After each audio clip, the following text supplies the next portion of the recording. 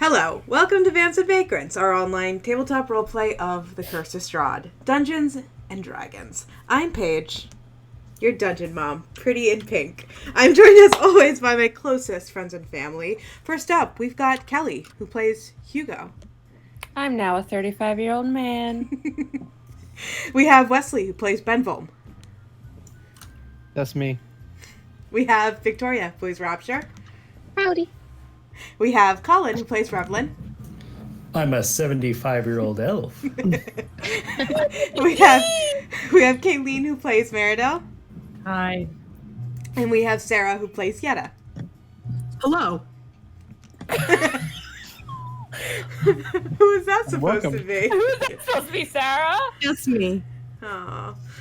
All right, so on last week's session, you faced off against the very powerful witch of the now swamps of Berez named Baba Lasaga. It was a witch hunt to find her and this illusion she had cast over the town, but you ended up finding her in the home of the Burgomaster, where she had envisioned all of Strahd's family together, where she was this ultimate caretaker of sorts. In your battle, as you chased after her into the fields and towards her hut, you saw it spring to life, glowing this green, vibrant energy. And in the midst of that, on top of trying to defend yourselves from throwing rocks and crashing roots and limbs, Hugo jumped into a flying dragon skull with Baba Saga and killed her as they tumbled spiraling down to the ground. Right before we ended the session, most of the Revengers had made it up the long ascent into the hut, and Revlin had pulled out the embedded green gem that kept it alive, and as he did so, it died. It came to a halt up in like midair. You'd all kind of converged on each other, including Esmeralda, who I believe we ended the session coming up and slapping Hugo across the face for his pretty careless maneuver at the beginning. And let's pick up there.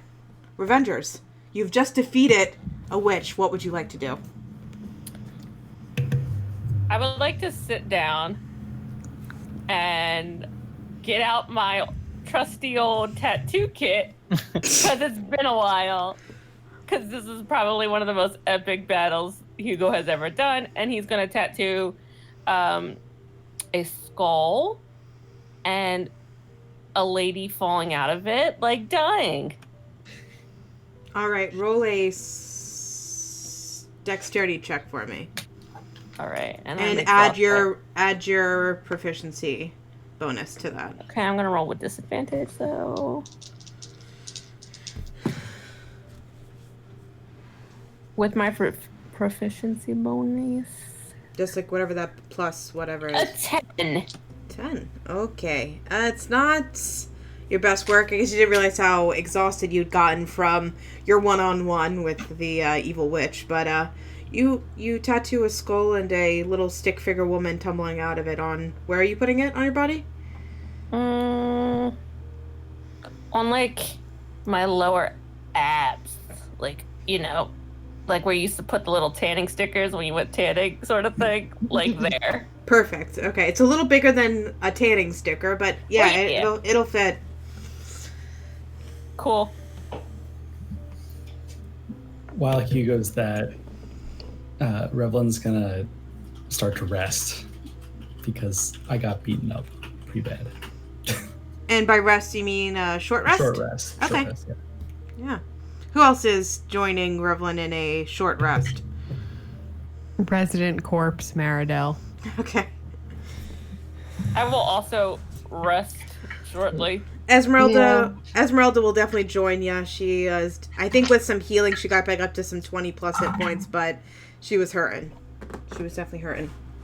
I try to catch Yetta's eye, or stand until I catch Yetta's eye, and when I do, step out the door to stand on one of the limbs. I follow. I tail out of the hut and stand by the door.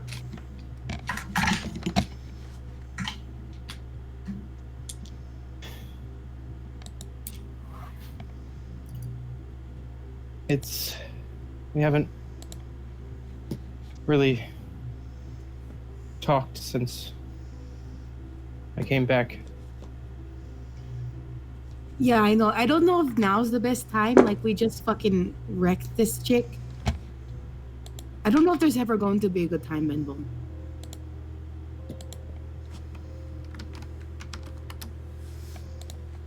We just found this thing that I know if we can get. I don't want to take it from the Wizard of the Wines, but I know if we make a copy of it, it can save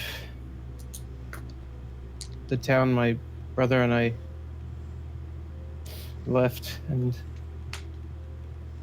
I know my life isn't enough to trade for both Barovia and my brother. And I know it's selfish, but I need you to stay alive.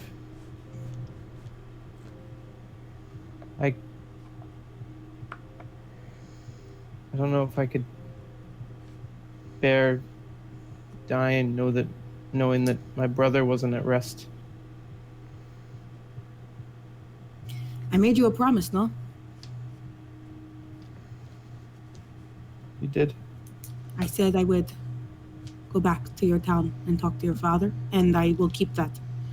I may do things a little carelessly, but that is one promise I have made, and I will keep it. And if that means bringing this stone back after we are done with it, I will try. But I will not steal. And if the wizards want to keep it, I will find other ways of fixing your town.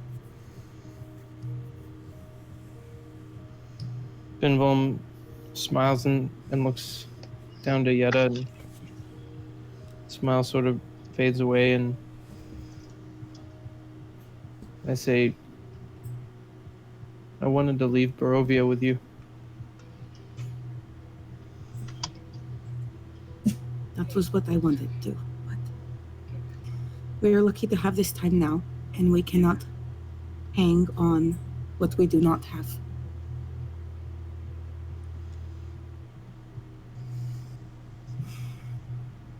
And you have time with your friends for a short time, and we should enjoy them as well. We cannot weigh on what the future brings, but at least you can rest knowing you have your gods behind you and that they have done you well.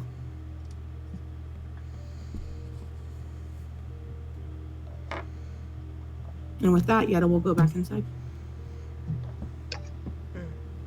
Benvolm will keep looking out over the marsh. Benvolm, as you do, you look out, and the city that you were kind of exploring with the Revengers before is unrecognizable. Out in the distance, you can still see those swarms of bugs that still linger over the land. The mist now is very prevalent. After trudging through that swampland in battle, you can see the land is covered in water, at different heights too. Some up to your knees, some up to your hips, some up to your ankles. And the homes, the cottages that remain are decrepit. Even the mansion that you had explored lacks a roof. It seems to be all open up on one side. Age has decayed what once was Berez. Is it dark like the rest of Barovia? Yes. Benvolm will grab onto the what is it, amulet he has around his neck, and cast sunlight out over the town and walk back into the house. Before you do, roll a perception check for me, Benvolm.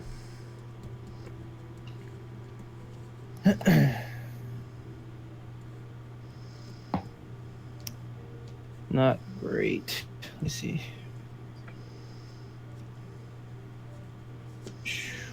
Gross. 11. You see nothing. You can return back inside. Yay. Yeah. What are the rest of the Revengers doing? We've covered from rest. Everyone good there in regards to short rest. So I'm just gonna try to push it forward. Once that's done, Revlin's going to start casting Detect Magic. Okay. As that's happening,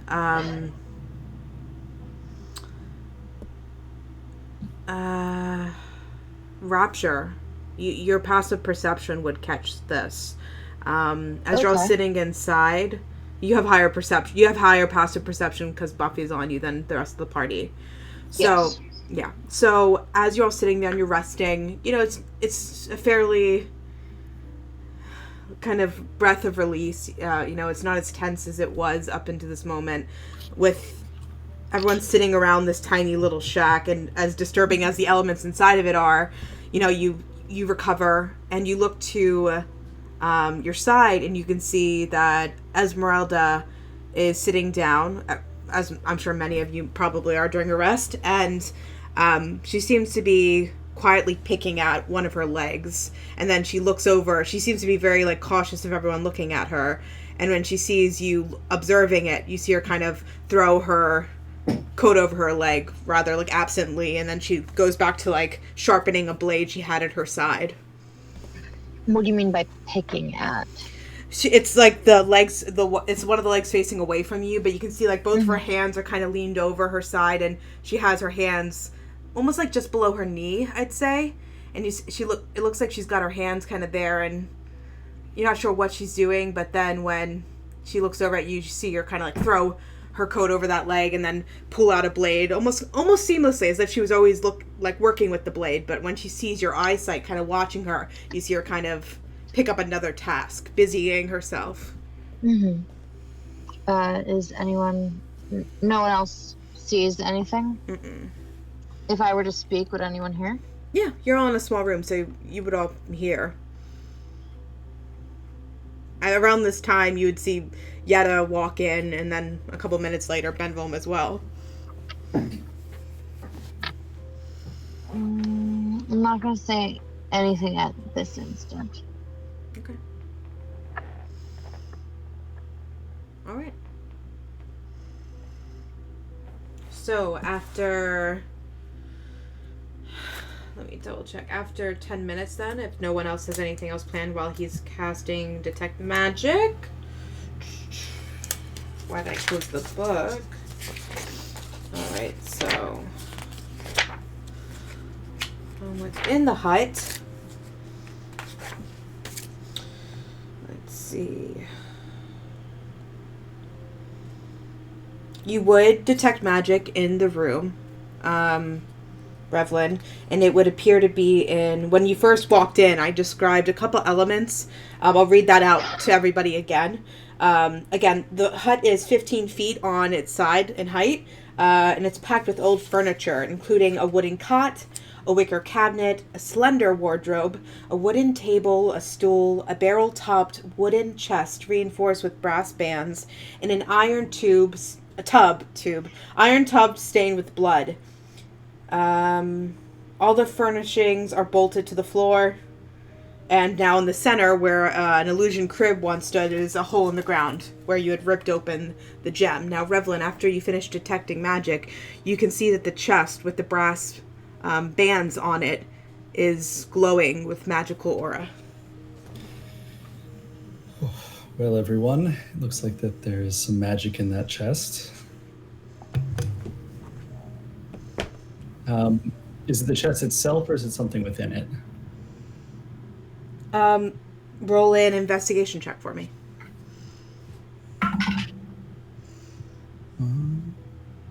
That's not bad. That would be 12. Inside of the chest is the aura. Revlin will go up and look over the chest, see if there's any obvious traps on it. That's what I did the investigation check for. Yeah, I was trying to. I was taking that one in one for you. Got it. Okay, so he'll open up the chest. Unfortunately, he did not detect. It was a DC 17, a glyph of warding. So I will have to roll some damage. Yeah, Fire damage, BTs. it's thunder damage. But let me roll that. Can I reaction cast Absorb Elements? Sure, I'll give it to you. So what is that going to do? Resistance? Gives me resistance, yeah. Yeah. Yeah, so let me roll that, and then we'll half the damage. I've always wanted to see that spell used. Good call, Colin. 5d8. Okay. Oh, Yeah, God. I've always wanted to see absorb elements Yeah. used. Awesome. Alright, so we've got 6, 12, 14 plus 8. 14 plus 8 is 22. Is that quick math that I did right? 22 halved, 11 thunder damage, Revlin. As you open up the chest, you feel a bolt of electricity kind of course through your body. And just as quickly as it hits you, you see it like kind of flash in front of you, and just in the nick of time you cast absorb elements, and you kind of shrug off most of the pain, but you can't help but feel a little fried afterwards, and you look inside the chest. It wouldn't be a game if Revlin didn't get hurt opening a chest. Are you unconscious? No, I'm up still. I used all my hit die to regain health, and that just knocked out about half of what I regained. But no, I'm still up. Revlin, as you peek inside, you can see it is not a shallow chest. It actually goes pretty deep, and as you approach it, you could see that as well. But you're surprised by when you open it. Maybe it's the dim lighting the room now that the illusion is course, but you look in and it looks unusually dark. And as you kind of peer your head in, you see movement start to crawl out of the chest. I need... I won't roll initiative. Everyone... Wait. I will have everyone roll initiative just so I can determine who goes first. But they're going to go a little surprise attack. 11. It should be quick. I'm not going to even throw it up on the thing. It's going to be more time to put that together than I think it's going to go, but... Let's see. Their dex... Oh, 13. Okay. I'm going to do the traditional, like, 25 to 20, okay? So once you're ready... anyone with 25 to 20? 20 to 15. Sorry, I was muted. I said 22. 22 for Hugo.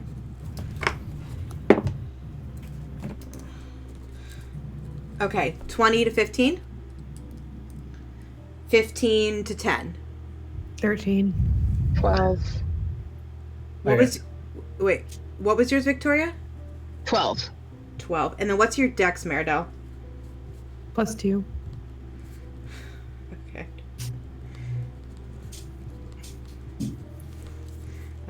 Then Rapture. And then Revlin, you said 10? Yep. All right, 10 to 5. 7. 9. 9. I got the bottom. You're not the bottom. Esmeralda is. Wolf girl. No, not my love. Oh my god. Alright, so just as we're going off, it's going to be Hugo, then whatever's crawling out of this chest, Meridel, Rapture, Revlin, Benvolm, Yetta, Esmeralda. I don't think we'll maybe not even make it, but just in case. Alright, so Revlin, as you open up the chest, you see it's dark, and you kind of peer in, and suddenly these dismembered hands crawl out of the chest and jump onto everyone who's nearby. 2 jump onto you immediately, and 2 others would jump onto... I'm gonna roll a d6. Oh. 1, 2, 3. One's gonna jump onto Rapture, and one's gonna jump onto Yetta. Alright, so these are dismembered hands. You can see some where the wrist bone pokes out, the skin kind of clinging to whatever bone, muscle, and tendon still remains. The 2 that crawl on you, Revlin, are going to just do 2 quick claw attacks. Let's see. One is a 12, one is an 18. Yeah, will hit. 18 will hit. It's not a lot of damage. It's a 1d4 plus 1. 5 slashing damage. The next one is on Rapture. 7 plus 3, that's a 10, that'll miss. And then one on Yetta. 8 plus 3, 11, that'll miss. So, just as they start to crawl on you, they latch on. They're, like, at your waist, and the nails dig into you, Revlin. We're at the top of initiative. Hugo, what will you do? Okay, I see two hands jump out on my baby boy Revlin, so I'm gonna go over to him. And can I attempt to hit just the hands, even though they're on him, or is there a chance I could hit him? I would say swinging any kind of like slashing weapon would be pretty dangerous. They're pretty small and easy. At this point, they're kind of stuck on him. It might be better to like maybe like just punch or something like that. Hugo doesn't like to punch though, but Or if you grab one, maybe. okay, I guess I'll do unarmed strikes where I want to rip off one, and then like kind of throw it somewhere else, like throw it somewhere. I hear you totally. Roll to attack. Is hands a melee attack? And like an unarmored strike, you mean? Yeah. Can I like do it recklessly? Is my question. Yeah, it's a melee attack. I think it's melee attack, not simple weapon, right? It's an attack. Do your reckless. Don't waste It's time. melee weapon attack, so no, I'll just do it regularly. Okay. 8 for the first one. An 8 will not hit. Okay, I'm gonna do it a second time. Okay. 18. 18 will hit. Roll your damage. It's just 6 bludgeoning. As you grab it and throw it against the wall, it slams, hits the ground. It no longer moves. Cool. Anything My else? turn. All right. It's going to be the hands again. One is still on Revlin. We've got one on Rapture, one on Yetta. They're going to try to claw at you all again. I'm just going to roll them all at once. Revlin miss. Yetta and Rapture hit. Yetta a nat 20. Okay, so for Rapture, the damage is 2 slashing damage as it claws at you. For Yetta, it is 4, 5, 6, 6 slashing damage as one hits you as well. You're like, son of a bitch, that hurt more than you were anticipating. That's their turn, so next up we're going to have Meridel on deck is Rapture. Meridel, what would you like to do? I'm gonna try to grab one of the hands that's attacking Rapture. Do you want to, like, grapple it? Grab it, yeah? I guess that's a grapple. It's technically, although it's like, it's, you know, it's what it can put up is fine. Okay, yeah, so you're going to grapple it. Roll your athletics, and I can choose athletics or acrobatics. So are you saying you're holding the hand? What did you get? 11. Meridel, as you go reaching for the hand that claws at Rapture, you grab it in a frenzy. You grab it as quickly as possible, and before you look to see what it's doing, you've crushed it. It rolled a nat 1 on that grapple. It's a hand. It's like gum and goo in your hands. You've like, yeah. It's good. Anything else, Meridel? No, but I do want to say that I rolled a 4 and my athletics is +7. Unfucking believable. Don't fuck with my big girl. All right, so then it's going to be Rapture. You've just had the hand taken off of you. There seems to be 2 One left on Yetta. One right? left on Yetta and one left on Revlin, right? Mm-hmm. Yep, so 2 left.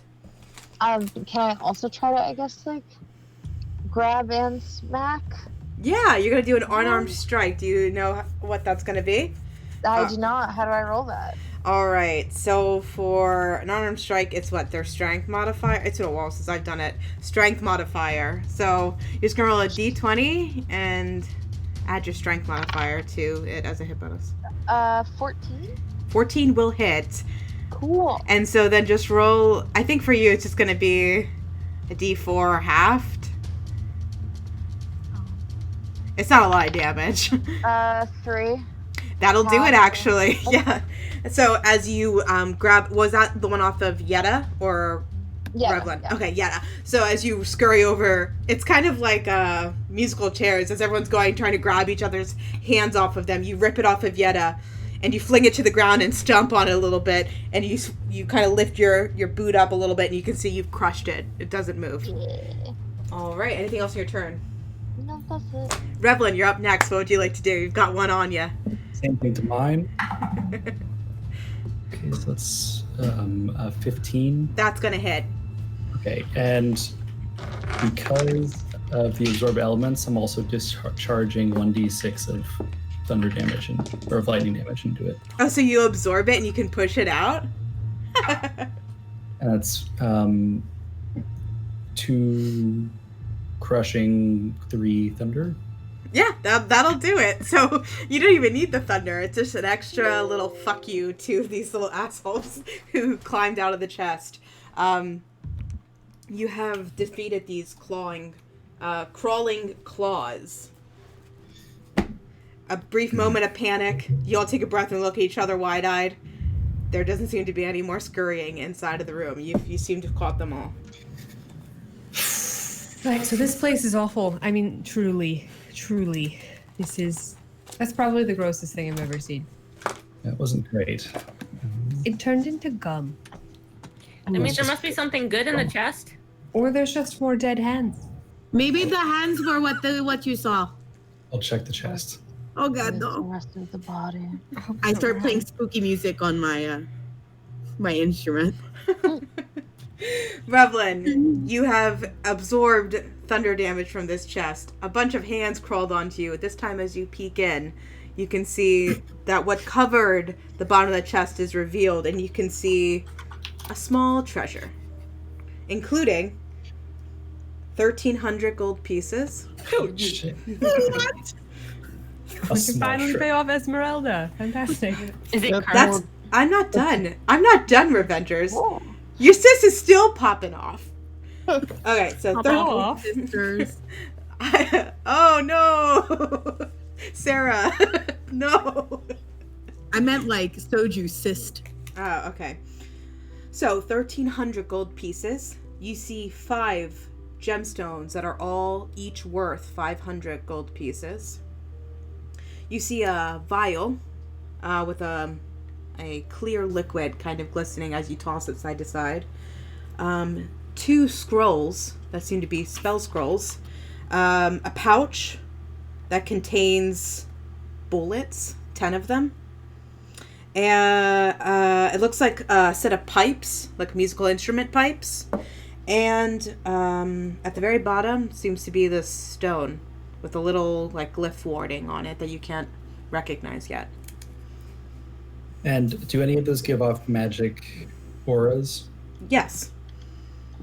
The vial, the scrolls, the pipes, and the stone. Several of these are magical. I'll check them before anyone else handles them, just to make sure they're safe and not cursed. Alternatively, Hugo, I dare you to drink that vial. Good. No. I already put it in the bag of holding Damn it. with everything else. Damn it. Well, right, I don't think that's necessarily fair, Revlin. I That's just a took lot. down a witch. Yeah. In addition Very to what is like treasure items, as you kind of pick them up and put the treasure items into the bag of holding, Revlin, you can identify miscellaneous, like worthless pieces of what looks to be like old abandoned adventure gear that was clearly from other people who've stumbled upon Baba Lysaga. Okay. Baba, you're dead, bitch. Baba O'Reilly. Copyright strike. All right. I think we should check the hut and then check the dead witch and her skull, and then maybe figure out where this. Where the sword is? Where the fuck is the sword? I thought we were coming here for I sword. mean, I'm really here for the sword. As cool as a bunch of gold is, that's not really I'm a Let's see if gonna it's go here. strong. yes. Well, let's see if it's in the hut, and then after that, we'll see what else we see. Paige Mariel starts ripping through everything. Revlin will help investigate, especially with his magical Geiger counter. Yetta will nervously look over through the window at the dragon skull that she's dispelled magic from. Rapture's kind of hanging around Esmeralda Okay. casually. It's very chill. Roll a deception check, Rapture. This isn't make or break, but I want to see how casually Rapture Yeah, can. my Can hack. passive insight. 26. Oh, Top. That is so God! I got Whoa! a +7 on deception and I rolled a 9. Hell yeah. so fucking casual. So fucking casual. Holy shit! Yeah, super casual. Just like, what up? You even look like those cool guys from the 80s movies who lean up against the wall. It's like so fucking casual, my dude. With my like leather jacket and my knee propped up, Mhm. smoking a cigarette. Yeah, super cool. So casual, we invented cigarettes in this realm for you. I roll up a piece of parchment and start smoking it. I don't want to disappoint anybody who's further investigating the hut, so I won't have you roll investigation checks. But as you search around, you don't find anything else of value. But what you do find in better detail as you explore the room is the tub that's in the corner of the room. It's like all the other furniture, it's drilled to the floor, so for whatever movement, it'll stay fixed in its place. But you can see it is covered in blood. Some of it's dried to the edges and the rim. Mm-hmm. It is pretty disturbing. Great. I mean, I really hate this. Perez has actually been the worst place we've been to yet. That's impressive because we have not been in very nice places yet. Lit like 2 thumbs all the way down. We can't wait to show you Valaki. It's a beautiful town. Here's hoping that I get to leave Barovia before we visit any more cities. Wait till you see the castle. The castle is quite definitely the worst part of this whole endeavor. Well, it's got quite the competition from Perez.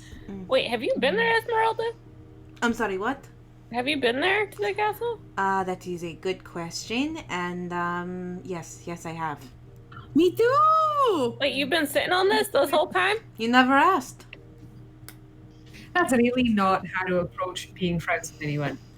Just as an FYI.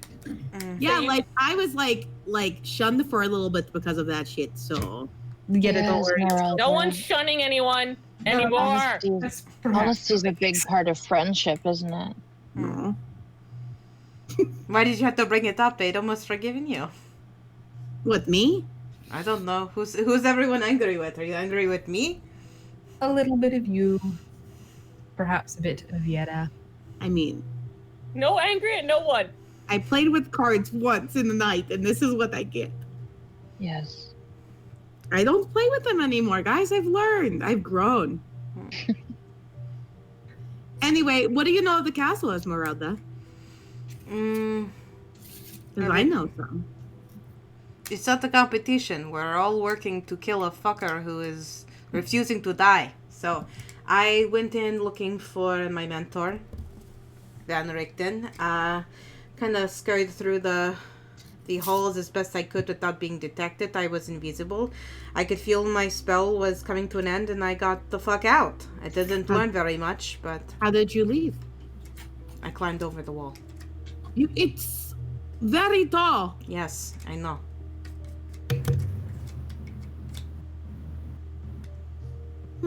Perhaps you were not with us last Yetta, but we have seen her do excellent wall climbing. No, I don't think it's unbelievable. I'm surprised. That was not my first thought.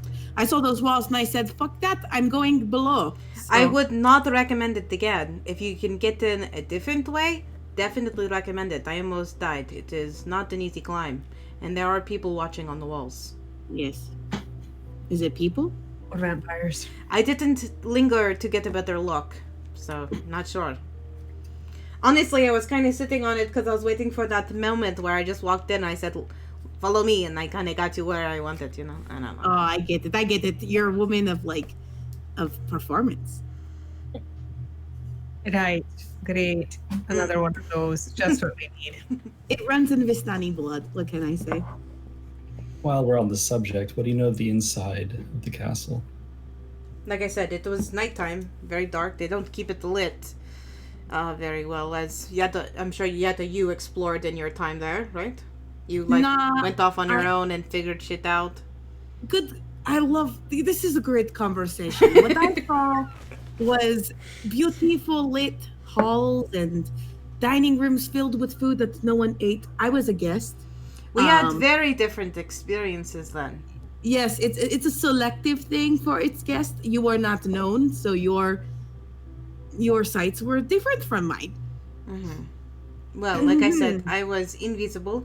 I was exploring a hallway that must have come off the main hall, and I went into the room when I heard someone coming down the hall, and when I was in the room, I waited for the footsteps to disappear, and they never went by.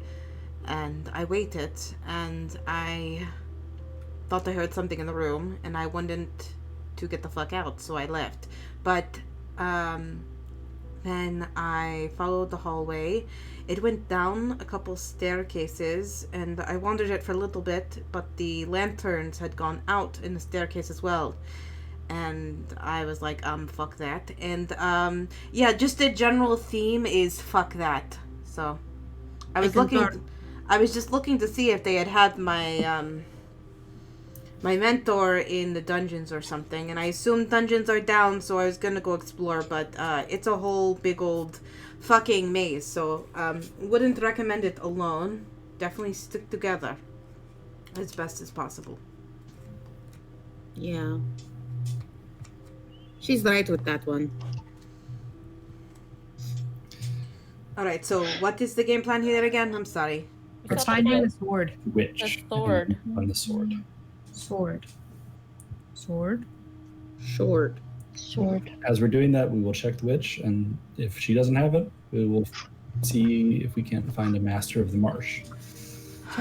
Alright, so if you're going to check the witch, you're going down to the outside. You're descending off the hut up in the air now from a couple limbs.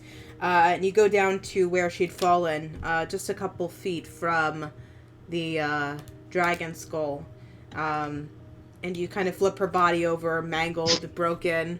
Her neck turned at an unusual angle. And you do not find a sword on her body. Is there anything magical? No, nothing magical on her. And the skull's not magical, right? Not anymore. Well, I don't know if that works that way. If it just like it doesn't appear magical. No. Hugo, I think you should take this as a trophy. A giant dragon skull? It's a whole dragon. Do you think it will fit in the bag of holding? You can't. You cannot lift that skull. How big Benny, is it? help me! Okay, so do you know who watches Game of Thrones? Do you know the dragon skull that sits underneath the keep? It's like huge. Two Can I people take- were standing in it. Can I take a tooth? Can't everyone levitate it? You want to desecrate the dragon skull, Hugo. I don't know what that means. I don't either. Yes, I want the tooth. Sarah, I thought you were dueling for a second. No water. Divine sense, is there anything desecrated in the area? It's about to be. It's about to be a boy fight. Not too desecrated in front of your eyes. I'm just kidding. I won't take that. Is there anything else? I jump back in the skull ship. Is there anything in the skull ship? No. Like a steering wheel for me to drive it myself. No, definitely not. I reach out to Saloon asking if there's any way she can help us find this Master of the Marsh to lead us to the sword. That'll only work once a day, sir. Oh, but it doesn't say that. Yeah, well, because I wrote it, so. Okay, cool. I'm God. Saloon here. Go away. I'm gonna check the witch's pockets. Gold. Anything valuable. I don't want to give anybody false hope by rolling. There is nothing on her. I promise you. You're not missing anything. Okay. I want to. Does she have any gold dust under her fingernails? She has cocaine. I meant to say she has cocaine. She has a lot right. of cocaine. Roblin does not care about that. But Okay. we're better to find a master than at a manor. Okay, I want to try to use my last 3rd level spell slot to cast Detect Thoughts to see if there's somebody. You can also use the spell to detect the presence of thinking creatures you can't see. When you cast the spell as your action during the duration, you can search for thoughts within 30 feet of you. So I'm going to cast this and then start going around and listening for thoughts other than I recognize. What's the duration? The duration is the length of it's up to 1 minute. So gonna run as fast as you fucking can. What? Okay. Hold, please. Hugo attaches Yetta to the chain of returning and starts swinging her around. All right, so this is the map of Berez, right? Oh, shit. Ignoring the fact that the squares are 100 feet, so you've got a lot of distance travel. You're in the middle of a field. Roughly where this is where the hut is. Okay, Colin. Sorry, I'm measuring. You guys have a lot of tools available. This is just one strategy. All right, so you're at the hut. You're probably right here where the Hugo icon is. To the left of it is where she fell. So, what direction are you heading in, Yetta, as you cast Detect Thoughts? I like this circle back here on the hill. Okay.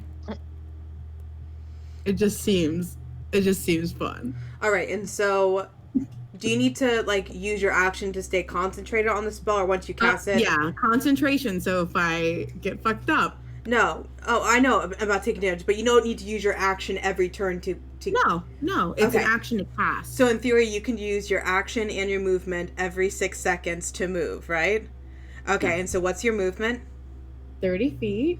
30 feet. So 60 for every 6 seconds.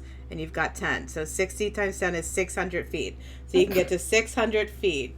Which is one square. 2. No. Yeah, it's 6 squares. 3. Oh. 4. 5. Well, the path that Revlin drove is going to be a little bit more accurate, but that's okay. Yetta, as you get to the hill, the porch, the remains of the hill that was the porch you walked up into in the mansion, as you approach the front door and you start to work yourself outside of it, the grass is tall here now.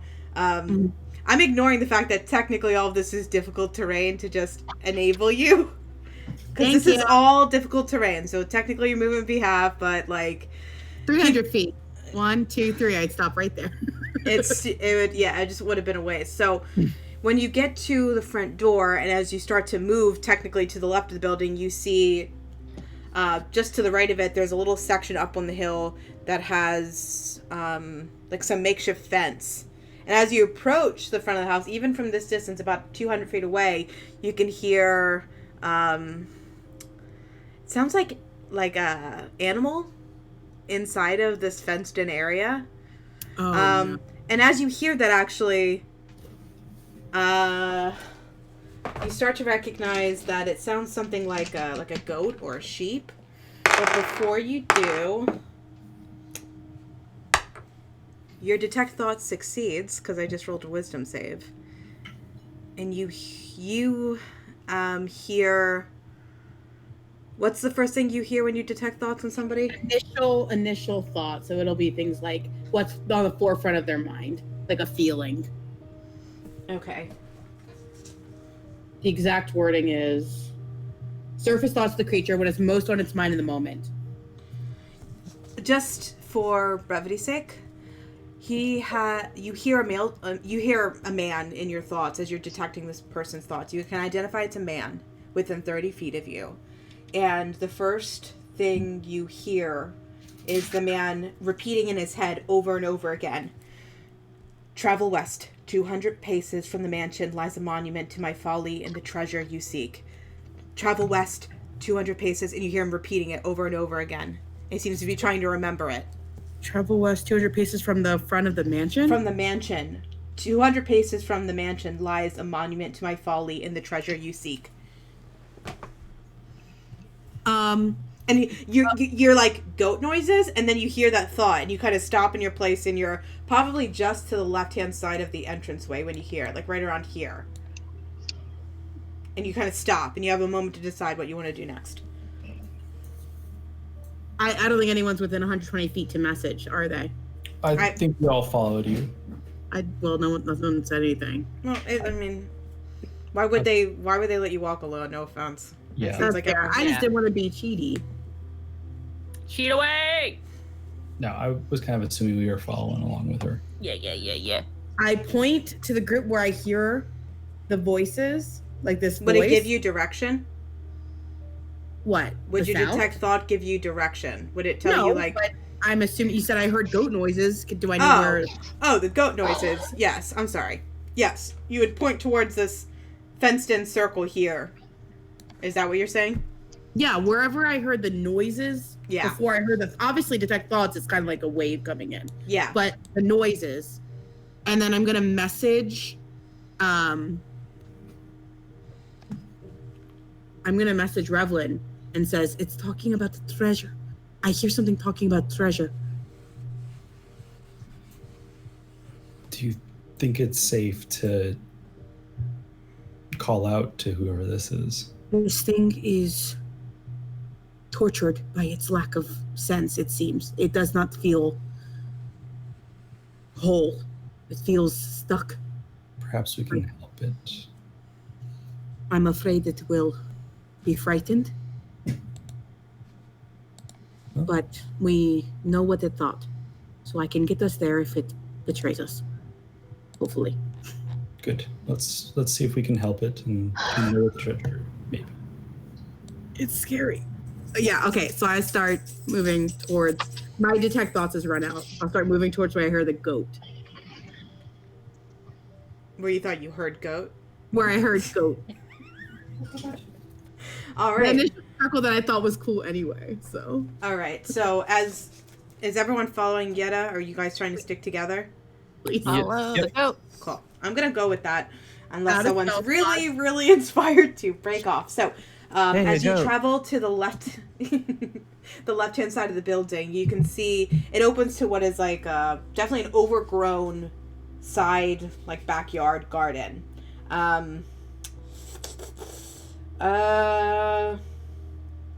The garden behind the ruined mansion has run wild. There seems to be tall weeds and thorny vines. And there's even what small remains or broken remains of nude sculptures of handsome men and beautiful women, as well as carved stone benches. And as you approach Yetta at the front, kind of directing you to this noise, you all begin to hear the bawing of... Do goats baw? They bleat. Bleat. That's perfect. They go that Taylor Swift noise. You guys are killing the That's animals. a screaming goat. Kel. Alright. You can see inside of this fence is a makeshift pen, and there are 9 goats inside of it. And as you approach as well, you can see that the pen of these goats isn't something that's a part of Berez. It seems to have been created after the fact, and the outside of the pen, the fence is mounted with little ornaments every couple of pikes, and you can see there are skulls on the tops of these fence posts. Do we break the skulls? I say we break the skulls. Give me a minute. I can cast Detect Magic again and see if we can maybe figure out what is and is not magical. Should I kill the goats? I'd say hold off on that for the moment, Hugo. And I'll cast Detect Magic again. You're casting it, or are you waiting to ritual cast it? Ritual cast 10 minutes. Yeah, I don't know. You're waiting 10 minutes to cast? No, we don't have time. I'm killing the goats. Don't kill the goats! Why do you need to... What first? Why is the goal to kill the goats? Marida's just gonna go, hello? Anyone home? Can't hear. You don't hear a response immediately, Maridel. But actually you do hear a response. It's a goat. It's not a screaming goat. Perhaps other than the goats. My magic is drained, but I really get the feeling the goat is the voice I heard. The goat Don't is? kill. I think it is. Okay, what I've did heard it say? stories. It talked about the treasure to the Yeah. west of the mansion, Uh-huh. and it's where his ruin is found. And he said it like 3 times before How my far? spell ran out. As Let's you focus on the begin... goats. Does it As look you- like there's any Oh my God. disturbed dirt in this area? In what area? In the goat area? Like inside of the pen? Yeah. Like maybe like The some dirt, freshly- the dirt is disturbed because there's goats inside the God, you guys. We're bad at animals and D&D. I'm getting there real quick. Paige, With on the our Give me the strength. Give me the. I'm kidding. I'm not. But no. Let me give. I was about to say something. I lost my train of thought. Fuck it. I can't remember. goats. What are you guys On our doing? walk? Fucking goats. on our I said walk. I think it's the goats. Oh, I remember what I was gonna say. Sorry. As you start to. Who's calling me again? It's me. A video? No, I'm getting a video call. It's probably me. Wesley. Wesley's out. Wesley? It's picking up My internet audio. keeps cutting out.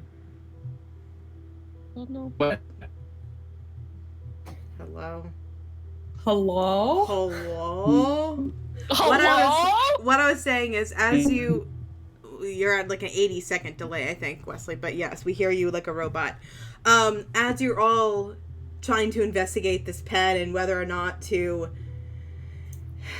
attack goats, see if the goats are disturbing anything, detecting if there's magic, it begins to rain. The skies open up and it begins to rain rather rapidly.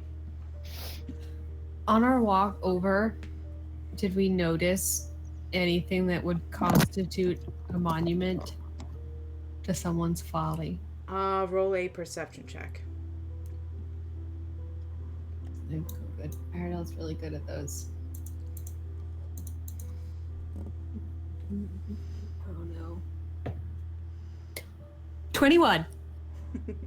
On the way over, you do not detect a monument, but in the high grass of what was once the field, as you approach the mansion again, kind of at the back of the group, following Yetta with her like hound dog brain trying to detect thoughts, you see on either side of you, kind of sporadically left kind of like abandoned in the tall weeds and grass, dismantled scarecrows. And they seem to just be slumped kind of haphazardly throughout the field as you enter back up to the mansion. Meridel, as you kind of approach once particularly close to the path you guys are traveling in, it seems like they were all kind of heading towards where you were coming from, almost like they were following behind you all. And potentially, with how the battle ensued, you would have been experiencing maybe some animated scarecrows. But as you approach one, you look at it, it's slumped over. You can see what like weird ragged clothes kind of once wrapped and held it together has kind of fallen loose, and inside it is filled with black raven feathers. This place fucking sucks. Guys, are these the keepers? I'm out of character right now. I'm really scared for the keepers. I will alert my friends to this discovery.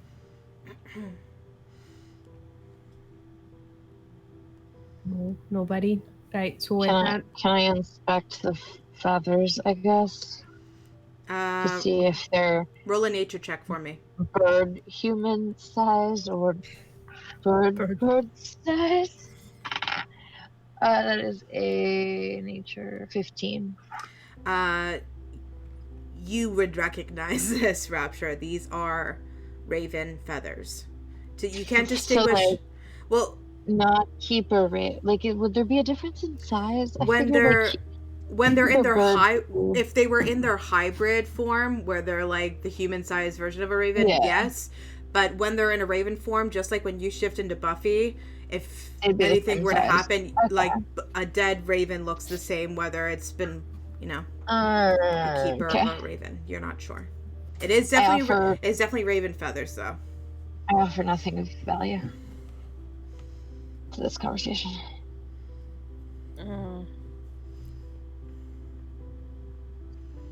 can I head off in the direction? What direction? What would be the 200? Sarah didn't tell me an amount, so whatever the direction of what the guy was thinking about said. What direction is that, Sarah? West. You sure? Yeah, That's what I remember. I thought it was west too. Am I? Are you sure that I'm telling Kayleen? I'm not sure, but it's west. All right. Sure. You begin to head west. From. Sorry, I'm getting a lot of pop-ups today on my computer. As you begin to head west, who else is following her? Anybody? Are you guys still staying together? It seems like. Well, so are we like undoing us finding the goats, or am I in the midst of casting? No, I was still. I mean, I just didn't know if you wanted to continue to cast that after they had said hello. Is anyone here? I just didn't know what the game. Everyone wants. It seems like everyone wants a couple different things. So, what does everyone want to do? Let's like sit and plan for a second. What's everyone want to do? I'm fascinated with the goats. I'm staying with the goats. I want to protect the goats from Hugo.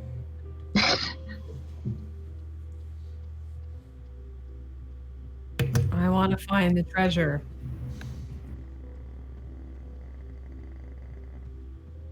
We came to find the treasure. Right, and then Sarah told us that thing, so I'm going in the direction of the thing. The castle? It's away from the castle. How far away is Esmeralda from everyone? When this is happening? She can be far away if you want to talk to her. I hadn't determined where she was amongst the I want to talk to her about Okay. a weird leg thing. Oh, about a weird leg thing. Okay, what do you say? Fuck, I wasn't prepared right away. Can we come back to me? Well, depending on what happens, I'm not sure. Because there's a couple different things happening, I think. Fine. So I approach her all nice leg, which is tough for Rapture because nice. Esmeralda, I noticed. Did you get hurt in the leg during our battle with the witch? Oh, you solved that. I'm somewhat perceptive. No, it's a long story. I didn't hurt it during the fight. It's just, a little chip on my shoulder kind of thing. It's no big deal. That doesn't make sense. It's not a literal chip on shoulder. It's I'm aware it's your leg. Yeah. Yeah. You didn't get bitten when we were in the wolf camp, did you? All right. No, that's not that. That's not that, Roger. Just chill out, okay? I will. And she kind of pulls her coat away, and you can see that below her left knee, she doesn't. Psoriasis. Below her left knee is not a matching leg, foot and leg and calf to her right knee. It is a well-crafted, Oh, she's got leg. prosthetic. She's got a prosthetic left leg below the knee. And you can see it's been crafted with care. There's nice wrapping ruins that kind of wrap to the knee and kind of sits there. And you can see she's kind of pulled a sock to kind of disguise it. And yeah. And she goes, well, I've had it for years. It was a werewolf, and I didn't catch lycanthropy, but it took me a long time to get up on my feet. I don't try to make a big deal about it. Do you just need a rest? No, it came a little undone during the fight. I'm not used to climbing a giant moving limb tree thing, and I don't know. I noticed it while we were resting, and I was just making an adjustment. I'm fine. I promise. I would tell you if it were something more serious. I just try not to make a big deal about it. It took me years to, recover, so. Certainly wouldn't want to bring up something that makes you uncomfortable. Just wanted to make sure that you weren't slowly turning into a werewolf next to us. Of course. And if I were turning into a werewolf... I'm just kidding. I'm not the fucking werewolf. No, we'd probably just kill you. You just shoot me in the head, you know? Well, we got bullets now. I don't know what those are, but we have them. We have bullets? Oh, Yeah. shit. Wait, we have bullets? Wait, do I actually know that? Did I see them come out? I would say, like, at a glimpse, yeah, you probably would have noticed that you had, like, there was, like, a pouch of some sort of bullets, yeah. There was some pouch of metallic slugs. It was with the hands. But they were bullets. Who has that? That's a great question, Esmeralda. Who has? Revlin? She kind of turns around and she's like tugging on your sleeve, Revlin, as you're trying to focus and cast Dispel Magic. Revlin, can I see what... Did you get bullets? Where did you get those? Can I see them? Revlin continues casting. Revlin! This is fucking serious. If it is what I think it is, we might have some help. Something where you don't need to sit here and wait 10 minutes. Just, will you let me see it, please? Rapture puts her hand on Esmeralda's shoulder and says, Son of a bitch! I pick up Revlin and I just start shaking him. I shake him. I go, give her No! the medal! Yeah, upside down like you're trying to get his lunch money out of his pockets in a movie? Sure. You can see Esmeralda doesn't even stay where you are if you're trying to interrupt Hugo. You see her turn and begin to kind of start looking around Perez, and the first place she goes is she starts to wander into the decrepit mansion to the front door. Okay, I put down Revlin and I start following Esmeralda then. I don't want her by herself. As you turn inside into the mansion, you can see up ahead of you, maybe 100 feet out at this point, trudging through the swamp, is Meridel heading west into the mist. Jesus Christ! Where are you going? Disaster. Do you know how to swim? Yes, I'm mostly a dog. You keep saying this. I don't buy it. You go remind me to stand next to you next time you ask. That's fine. I'll say bite me. Ah, get it? And then That was... I might. You hear in front of you like a haphazard giggle as Esmeralda starts wandering further inside of the mansion, the old burgomaster's mansion. okay, and then I'll keep following her. I'm gonna be like, where you going? All right. What'd you find? Okay. As she walks into the main hallway, the rooms still kind of resemble the layout you remembered in this illusion. And she kind of follows where you'd all gone before, and she turns into like the sitting room, working her way left and kind of working her way through the house. And before she can walk further into the room, you see her stop. You almost run into her as you're following after her, Hugo. And you look over her shoulder, and you can see there's no roof on the mansion, so even the rain as it's falling into the house. And you can see over her shoulder seems to be a humanoid figure standing in the room with a long black cloak, and it's kind of laid flat at his shoulders. And the rain's kind of falling on him, and with the hood down, you can see he has short to medium length white hair. Rictavio? Rictavio? I don't remember what Rictavio looked like. He was a I half knew he elf. was old. He was like a middle-aged half elf. Don't be too mean. You've got our dad. You've got our dad. Van Richten? You see the man turn, and it seems to be an old man again with dark clothes. A wooden cross sits at his neck. The wet white hair kind of sits at his side. Looks like this. Oh, that looks like a Van Richten to me. Actually, it says has Van Van Richten on it. Nah, don't believe it. It's not him. I like that he's wearing a tie. It's the only person we've encountered in a tie. Is that actually what he's wearing? I think in the picture I cut off, he's holding the necklace instead of wearing it. But yeah, that's the photo I found, and I liked it.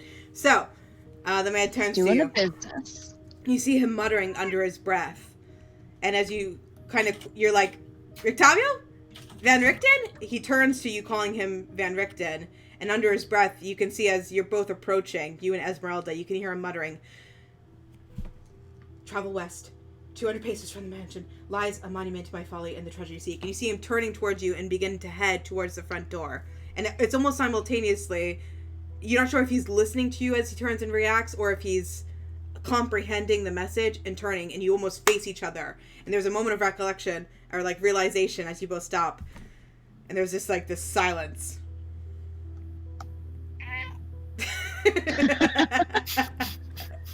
Oh. I just see a tail. I go, sir. It's an honor to meet you, sir. I'm in love with your daughter.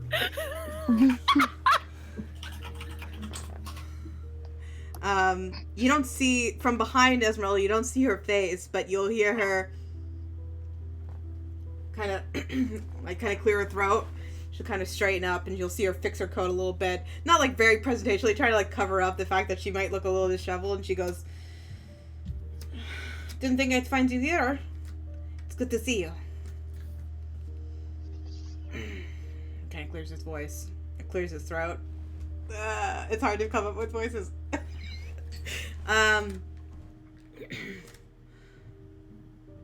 Esmeralda, what are you doing here? Don't laugh, you son of a bitch. I saw you, Kelly. I wanted it to be like, what's that guy with the voice? I don't know what that is at all. Anyway. Yeah, that one. Gilbert Godfrey? Yeah, could you imagine? Oh, I was thinking the turtle from Critical Role. Yeah, like a normal Cajun accent. Just sneak that in. Here's my secret. I've been practicing a Cajun accent. Richten. No, he just has like a lower, definitely like aged, lower, deep registered voice that Paige is not capable of doing very well, so it'll be shitty. But he'll look between you and Esmeralda, Hugo, and he'll say, "Follow me. I think I found something." And he'll begin to wander outside, back the way you guys came in. Cool. I'll follow. Okay. While this is happening, I'm trying to call the goats over to the edge of the pen, and I'm looking for the softest eyes. Oh no. Hell no. They're all daggers. Revlin, you've been focusing. And you, despite the distractions, you think someone picked you up, but you remained focused. You stayed concentrated. And you feel the remaining magical aura of the pen slowly dissipating as you start to hone in and focus on it. It definitely had some sort of glyph warding on it where it would alert a caster if it was disturbed or trespassed over, but it seems now that whatever remaining magic was cast on it is no longer effective as Baba Lysaga has died. Yetta, where did everyone go? I don't know. Is it safe to talk to the goats? Yeah, there's nothing magic about this. We should probably open up. And I start trying to hold their heads. Who are you? Jesus. Are you down? Yetta, they're not magical. I don't think that they have any spells on them. We should probably... What's the range on detect magic, Revlin? That's a good question. 30 feet. All right. Just as you're trying to console Yetta and trying to pull her back over the pen, you can feel a faint magical aura at this distance moving outside, from inside the mansion outside of it. And you hear the foots of several footsteps kind of entering out as you turn and recognize that there's some sort of magic aura behind you. It's one that you're not familiar with in regards to the Revengers. Yetta, there's some unknown magic aura moving behind us. I draw my sword. Are you telling me I was just talking to a goat? Yes, you're talking to a goat. I pull out my rapier. I draw my sword as well. No one killed the goats. The magic aura. I'll follow Revlin. Me too. I'll give a goat on the kiss on the cheek before I go. Stay safe. You're gonna keep goats abandoned in a pen? I'll come back for them. Okay. You say that. All right, Epilogue. Epilogue. Come back to a dead pen of goats. Barovia is free. It is now ruled by Goat King. Goat King. All right, Goat King, Goat King, Goat King.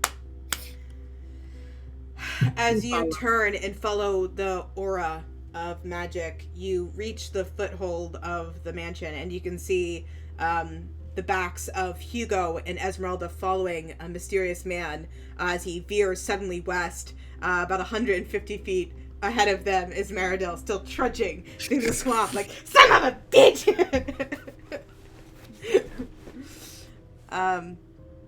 And I say, Yetta, message Hugo, see who that man is, and if he needs to be saved. I message 120 feet ahead to Hugo. Hugo, who's the old guy? My future father-in-law. It's his future father-in-law. Wait, Hugo, what does that mean? Van Richten. It's Van Richten. What sort of magic aura am I picking up from Van Richten? I don't know all of his spells. It's magic. I'm sorry. I know it's part of the spell, but It's magic. Okay, I was just trying to I'm not sensing like a shape change spell or an illusion spell on him right now. No. Definitely no illusion. Sorry, I just tried to conjure weakness. It'd probably be what follows. Where does healing most fall under? He's definitely like. It's kind of like clerical-y. Yeah, that's the general vibe you're getting. If you could, profile a man in a fictional setting, he's got that weird religious vibe going on. Okay. I don't think there's any illusion spells on him or anything affecting Hugo's mind. I think he is who he seems to be. And I'm sure. go ahead, you're fine. I'm sure Esmeralda and him have like some secret word that they always say to each other when they meet each other again. I'm sure it's fine. Revlin has. sure. Oh, sorry. I'm sorry. I'm not sure that would necessarily work, being that that Strahd can take over people's minds and. Oh right, I even can do that with my fucking shadows. I'm sure they do something. They've been in Barovia before. Well, as far as I can tell, it seems to be okay. But Let's go. let's catch up. Oh, and as I thought the goat was telling me to go this, and I give them the exact same directions I was given.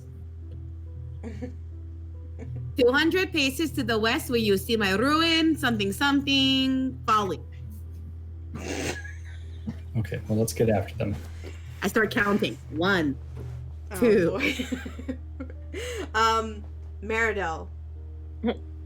At the front. You're not making great pace. What kind of shoes you wear? Boots? Yeah, they come up to my knees. Yeah. They're leather. As you're trudging through what is like most of the depth, you're heading into the mist, and you can see that there seems to be a faint graveyard to your right, and you keep heading forward. The water starts to rise from your ankles to your calf, and it's getting to that boot level. And at one point, you kind of hit a lower point, and you can feel it fill one of your boots really quickly. You pull it out. It's mucky and gross, but you keep moving. And up ahead of you, you see a hidden. Okay, I'll read the text instead. Hidden by the fog and elevated a few feet above the surrounding marsh is a raised plot of land, barely 10 feet on a side, enclosed by enclosed by a disintegrating iron fence. In the center of the plot is a life-sized stone monument carved in the likeness of a kneeling peasant girl clutching a rose. Although her features are gray and weather-worn, she bears a striking resemblance to Irina Koyana. Carved into the monument's base is an epitaph. The epitaph reads as follows: Marina, taken by the mists. Can I investigate the statue? Like climb up on it and touch it? Okay, Not Strahd. sexually, just just touch it. Roll an investigation check for me. Oh, good. Why am I the one that did this?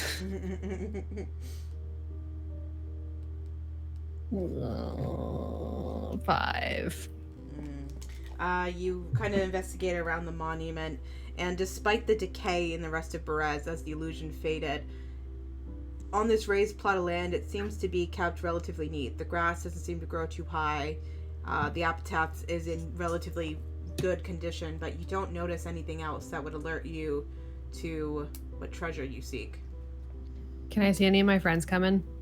As you kind of frustrated, kind of look around, you can see behind you about 100 feet at this point, at least, would be at the front, a mysterious older man, but you can see behind him Esmeralda in her more brighter, flamboyant coat and Hugo tailing behind her. I'll wave at them, even the old man. Mm-hmm. Like big wave, like. Mm-hmm.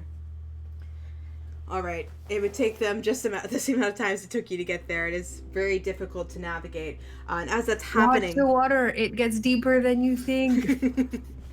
As you're approaching Hugo, you can see Meridel waving in front of you. Behind her seems to be a figure covered, shrouded in mist, much taller and almost on a pedestal. And she kind of seems to be raised above the swamp and water that you're kind of trudging through. You can hear Esmeralda talking to the man in front of her. And you hear her saying, "I found your stuff in that tower. I thought you'd been there, but when I saw that you were not there, I knew you were somewhere else. I thought I'd find you." And she's just kind of like rambling, explaining like everywhere she'd been looking for him. She seems not frustrated, but more so like confused, like trying to understand this mystery as to why he's here and why now. And she just seems like not like I wouldn't say a completely different person, because I don't want to like lead you astray, but you see like it's a completely different side of her where it's just like patient and like confused and like trying to understand, and not just like I know everything. It's like suddenly like from like champion to mentee as she's in front of this guy, and he doesn't respond right away. You can see he's tunnel vision focused. Okay, I'm just taking it all in. Okay. Revlin, Yetta, and Benvom, you're following, and Rapture. You're following suit as well. Another like 50 feet behind them or so, just a little bit less. And you see Meridel in the distance. It takes a couple minutes for everyone to converge on this point.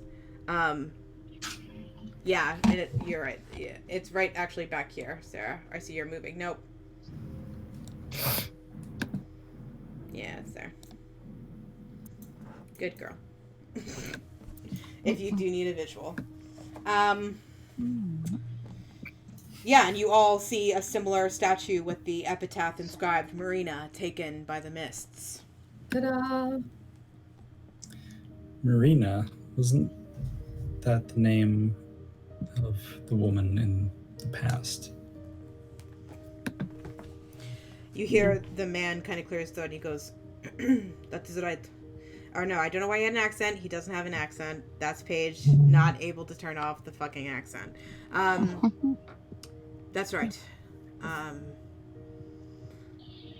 I had found what was left of the spirit of the true Burgomaster Perez in his mansion, haunted by his misdeeds. He explained to me what he had done to Marina to prevent her from joining Strahd at his side. I did my best to put him at rest, and he told me where I could find her monument.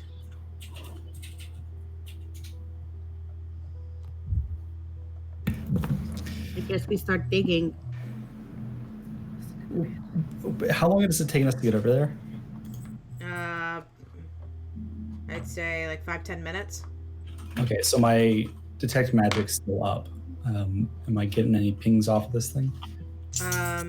You would not on the statue. It would feel like something beneath the statue. There's something beneath the statue, and I'll try to see if there's an easy way to get to it.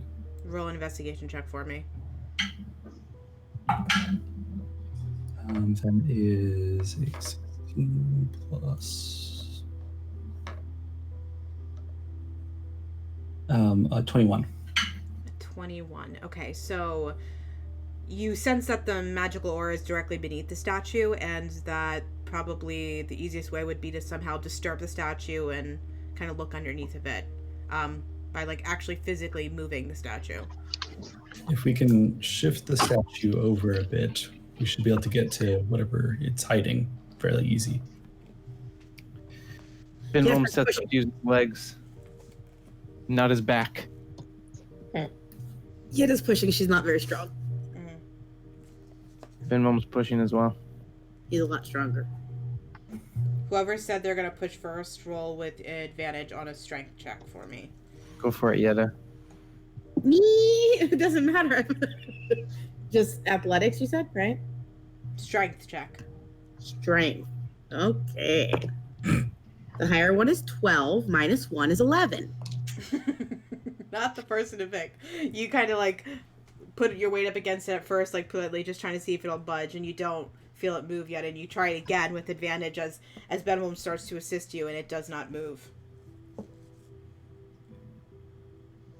You can hear now as you're all like sitting here wondering how to move the statue. Around you there is like croaking frogs and crickets that seem to be chirping. Ironically, despite moving through the swamp and kind of shooing away some of the mosquitoes and swarms of bugs as you're moving towards it, as you've approached and you're now standing up on this like raised plot of land, you notice now that you don't have to swat the bugs away. But you do hear surrounding you is like the kind of atmospheric sounds of the frogs and the crickets going as you're trying to find a way beneath the statue. I think we should probably all work together if we would like to move this. No, I totally got this. Okay, I'll help. I'll help too. Yeah. Oh. Bring in Jacked Squad. Everybody roll a strength check for me. Ripped and jacked. I'm doing it with disadvantage because I'm exhausted. I have 20 non-natural. 14. 3. What's everyone else rolls? 22. Sarah? I said 7 already. I didn't hear it. Benville? He's gone. He's gone.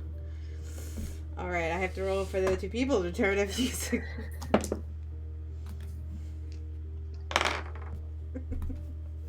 All right. It takes all of you. I can't believe this. Sad. Very sad. It takes Rob's all just of kind you. of just pushing with one arm and like checking her nails with the other hand. Won't. 3. As it takes all of you to start to push the statue out of the way. And at first you feel it moving, and thankfully with the numbers, you feel it start to tip just by how you're pushing it, and someone kind of readjusts it, and you move it carefully over to its side. And you can see that beneath the statue is a hidden cavity underneath the monument. It's a body. Loot. How Well, far we'll go drop pick it is up. it down? It's not a fart. It's not like a drop. It's just a little cavity underneath that seems to be cleared out. Maybe like 3 or 4 feet deep, technically. Can I stick my hand in it? You feel around, and you can feel against the sides of it, and there seems to be like stone still around here, and as you reach a little deeper, you can feel it touches to dirt that's a little moist, and you would anticipate feeling a blade at this height. Clearly, if you see the bottom of it, and as you reach down at the bottom, you can feel what is the hilt of a weapon. I will pull the hilt of that weapon out if I can. Meridel, as you grab a hold of it, you feel it kind of fit in your hands, the hilt. You can feel, what's the neck? Is it called the neck of the sword? Where you get the little, anyway, it doesn't fucking matter. The I'm terrible. tang, the cross guard? Yeah, I saw a sword. Called the Wu-Tang. the cross guard. You can feel it sit above your Basket. pointer finger and your thumb. As you pull it out, you can look at it and you can see that the hilt is intact, but there is no blade at the top.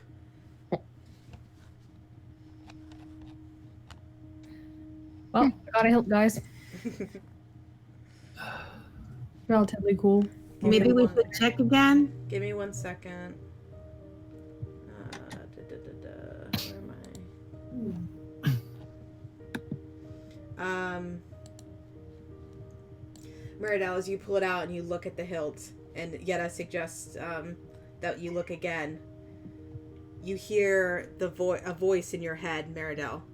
I hate head voices. Oh, do you though? Ominous, Yep, I hate head voices. omniscient. It asks you a question. Are you worthy? I'll try to be.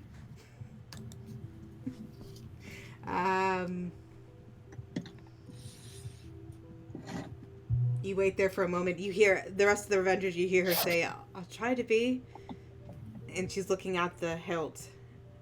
As she turns it over in her hand, a bolt of sunlight blasts out of the hilt and erupts in bright light. And she kind of looks at it, wide-eyed, for a second. I knew it.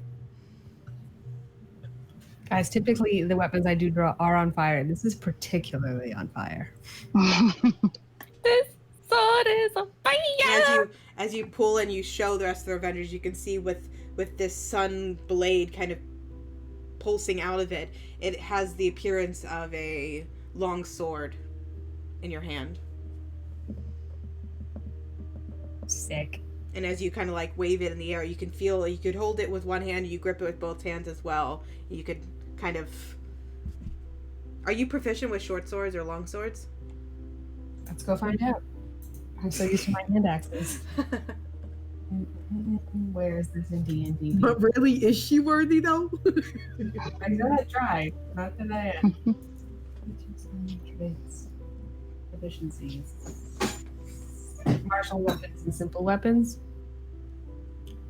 Martial weapons? Yeah, you'll be fine. Simple and martial, if it kind of falls over any kind of sword for the most part, so you're good. Sword bitch.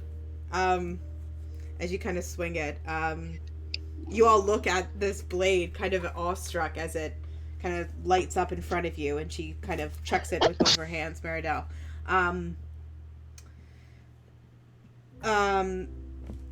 Meridel, you hear the voice again in your head.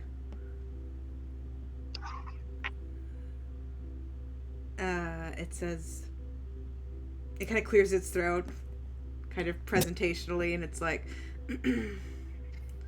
turn around, miss. Well, I turn around.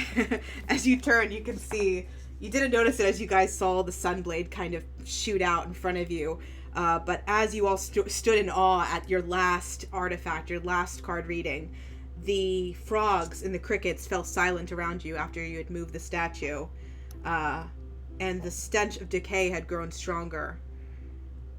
You hear a trudging of heavy footsteps, and you didn't notice it until the voice called to you, Meridel, but as you turn and you swing the blade kind of expectantly, a decaying corpse had been lumbering out of the ground behind the statue. You cut it and sweep it in half, and it falls to the ground. Dead. Again. Right, that's probably where he belonged. This is relatively, probably the coolest thing I've ever seen, guys. After you strike the undead corpse down, the blade kind of shoots back into the hilt and disappears for a second. Good What night. the fuck was that? I think the sword has chosen. It suits you. It is on fire. Thank you. Just for everybody's knowledge, it is a sunblade. You should see it appear in front of you. Ooh, pretty. It does require attunement. It's an item any of you guys can use. It doesn't have any kind of requirement to class, alignment, anything like that. It is omniscient, so there is like a sentient being inside of it, so it does speak to its wielder. It has its own agenda. It can communicate to it when you're attuned to it, so imagine it's its own kind of NPC in a way. But on top of that, its actual abilities is it's a finesse weapon, meaning you can wield it with a one-hand or two-handed weapon.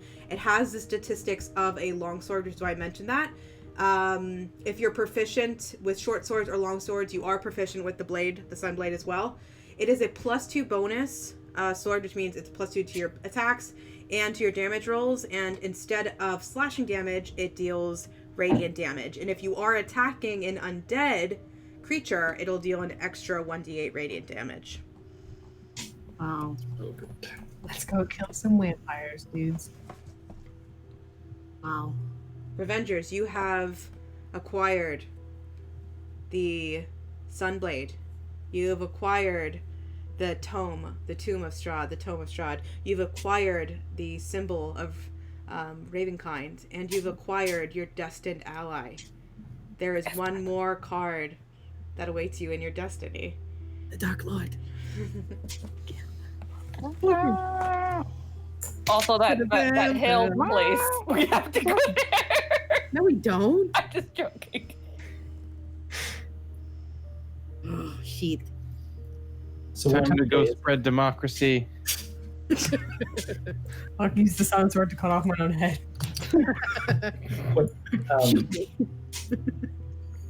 I don't know about you all, but I don't particularly care for all the insects. I say we get out of this swamp. You're kidding, I'm partial. Is after we find this sword, is Van Richten now responding to Esmeralda at all? They were kind of watching in awe as well at the retrieval of this Sunblade, and it's it's a rival, I guess you could say, but no, they haven't started talking yet again. Okay, I go. I've heard lots of things about you, Mr. Van Richten. You see a smile appears on his face for a second, and then he kind of clears his throat. He seems to do it throughout a lot of his conversations, so if I don't do it enough, he'll do it a lot. You'll see him clear his throat, and the smile will kind of disappear, and he goes, I've heard of you all as well. Is that so? What have you heard?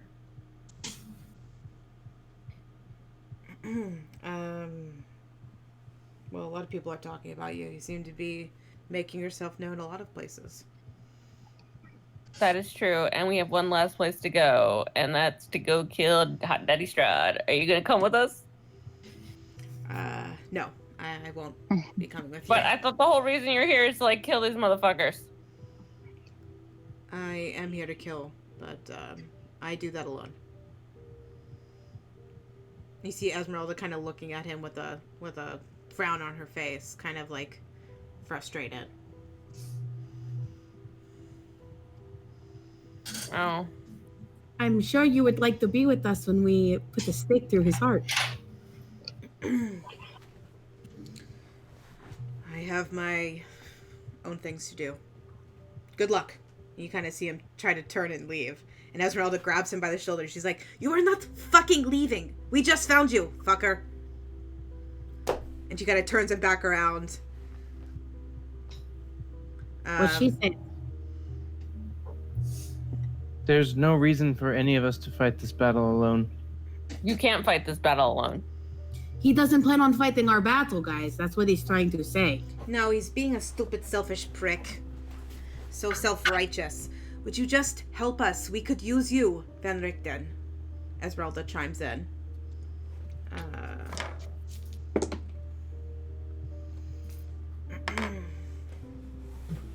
You see him listen to you all for a second, and he kind of directs his next statement to Esmeralda.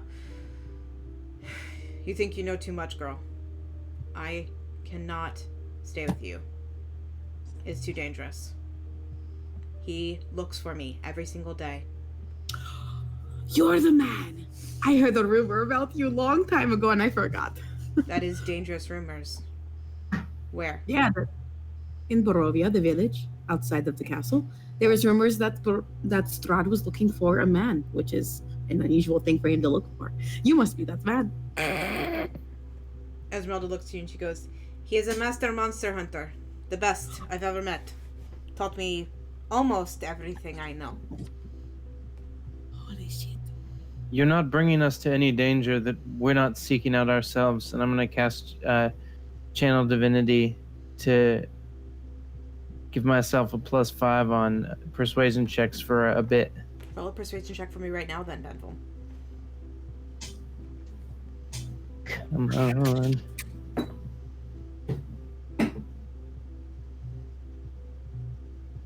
What is it? Natural 20. Oh. Natural 20. What?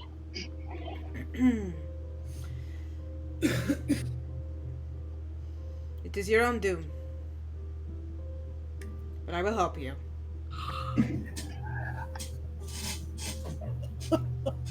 That doesn't mean I'm gonna stay by your side. I will follow you, but please know that the longer you stay with me, you're doomed to a fate I wouldn't wish on anybody. What fate is that? Death. Well, Absolute death without certainty. half of us are already there. Half of us are really there, though. Like, so. Our next couple days will be spent traveling to fight Strahd. Better to fight Strahd on the open road than in his castle. No, we were told to meet him where he lies. He won't fight you. He won't fight you out in the open now. The prophecy told us where we would fight him. We know where we had to find him. We're going to find him in his home. He has Yes. everything in place. He's prepared. So are we. Give us as much, even if you do not walk into the castle with us. Give us as much as you know, and we can use that. He looks over at Esmeralda and he looks at her up and down. You see a look at her legs. When did that happen? I go, what? And I look over. Do I see anything? Yeah, everyone would see, with him pointing it out, everyone would see her try to cover one of her legs with like a quick sweep of her coat. Shit. A little tussle with some werewolves. I'm fine. A bite. Years ago, I lost my leg for it. When was the last time you saw Van Richten? I don't know. What is it, Mentor? A decade? A decade and a half? Jesus Christ. I thought you meant like last week you lost him. Yeah, Not- like you misplaced him. No. Like, He got all high and mighty, said I was doomed to die, and he left me. And I was a child. And he kind of groans and he goes, here we go again. You were 15. You could handle yourself. You'd already killed 3 vampires at that time. And she goes, I was a kid and you were all I had left, you fucker. God damn it. I should have known I'd find you here in a stupid fucking nowhere swamp, you asshole.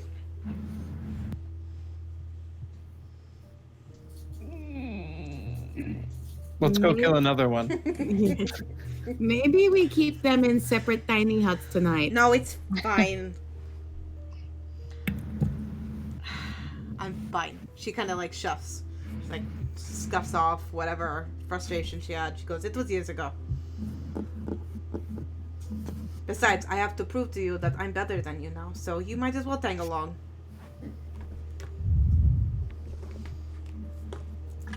What exactly did you think you'd find here, Van Richten? We've gotten everything we need. What have you done? You're the one that has to answer. This is a conversation with Paige.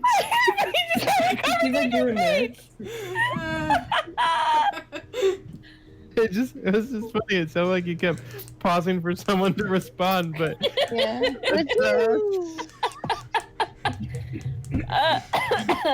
I dig it. Okay. He wouldn't have her. He probably wouldn't have a response for her actually to that one. So where are you all staying? Where's a safe place to rest? Oh, Let's rest on the road away from here a ways, but we can set up some near perfect protection. You'll need something close to near perfect. We have that. yeah. It's a tiny hut. It's my home. Oh, okay. So we'll open the gates for those goats and then This place will be a freshly mowed lawn the next time we come back here. so we do that. Yes. We open the gates. We let them free. And then we hit the road, Jack. All right. Are there alligators in Barovia? The goats will just have to fend for themselves. Are you This is asking more for the Keeleen. goats? No, this is Keeleen. Yeah, I just Keeleen wanted to know what might, the potential fate. I don't believe I read about any crocodiles or alligators in the campaign book. Sick. All right, let's let those goats go, baby. But if you had me think about it, I'd say yes, there are alligators and All crocodiles. right, let's let those goats go anyway, because Marilla doesn't know about the alligators. Also, we just traipsed through a swamp. I imagine if there were alligators, we'd have probably interacted. They're all mer people, though. You know what? The goats will take care of themselves or they will die. I mean, we're letting the goats go. It's fine. I'm not arguing. This is making me very sad. Poor goat. If we're walking off after this, as we're walking away, I wanted to walk up alongside Revlin and sort of clap him on the shoulder, and with a look of fierce determination, look him right in the eyes and say, "We're ready," and pump 10 hit points into him as well. Aw. Pump. I think we are.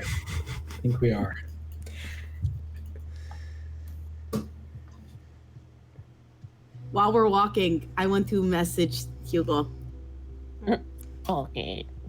Hugo, I need you to make me a promise. I already broke the promise of telling everyone that you're. No, I forgave you. It's okay. Okay. This is just not a cursed promise, but just a friend promise. Okay, friend. What is it? You saw I would do anything so that you'd kick ass, yes? Yeah. Okay. If this last battle, I do not get out, Mm-hmm. I need you to keep my promise to Ben Vom. You're gonna make me hunt down his family? Not hunt them down, just return whatever things he has to his dad. Tell him what happened to him, and if you can maybe get one of those stones and bring it to his town so that it grows again. Just one trip. It's I don't all even know why we're nothing. having this conversation, because Yetta, nothing's going to happen to you. I don't plan on it, but I promised I would not break his promise, and this is my way of just backing it up is all. Okay, I'll make sure, but again, this is all a moot point. Thank you. I'm not very good at these, but Please. I'll try. Just, I might curse you from the grave. I'm aware. Okay. You promise? I promise. And then if I need to hold the promise on your side, I will do it out of fairness. Yeah, let me think about that. Get back to me I when will. you're ready. I'm not really preparing for anything bad to happen. Thank you, friend. You're welcome. Also, if you can transport me again to places that I need to be, that'd be great. That's what this promise is based on. Ah! Okay. If I die, pay off my debt to Esmeralda. Pretty much. If I die, keep feeding Esmeralda carrots on my behalf. Don't you fucking hate when someone takes your joke before you're about to do it? I would like for Hugo to message someone else and tell them that he's also needs them to carry on the Anyone Ben just Vom over my legacy. circle. They go back to Ben Vom. Can you make me this promise that if I die, you will go?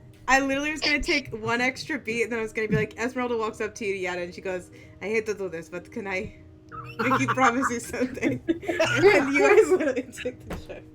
Damn. You can do it. No, it's fine. She'll do it later. Buffy turns to you, Rapture. Gar, gar, gar, gar. Gar, gar, gar, gar, I- gar. Wait, can you I do it one more time? What promise. sound does a bird make? Caw, caw, caw, caw, caw. I promise.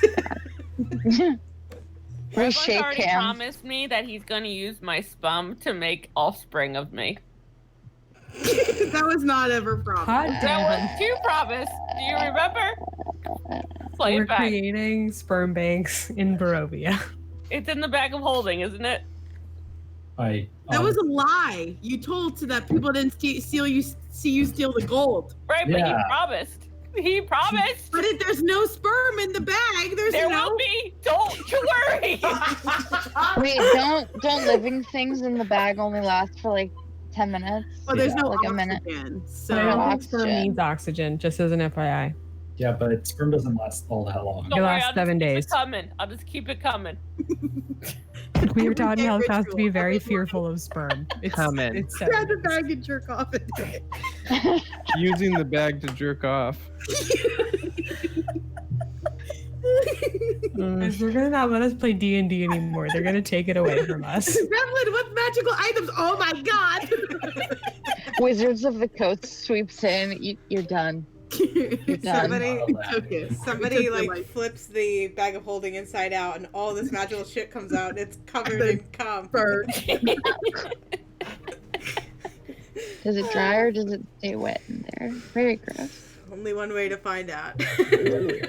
We go back to Valaki and find the lady with the hook hand and one eye.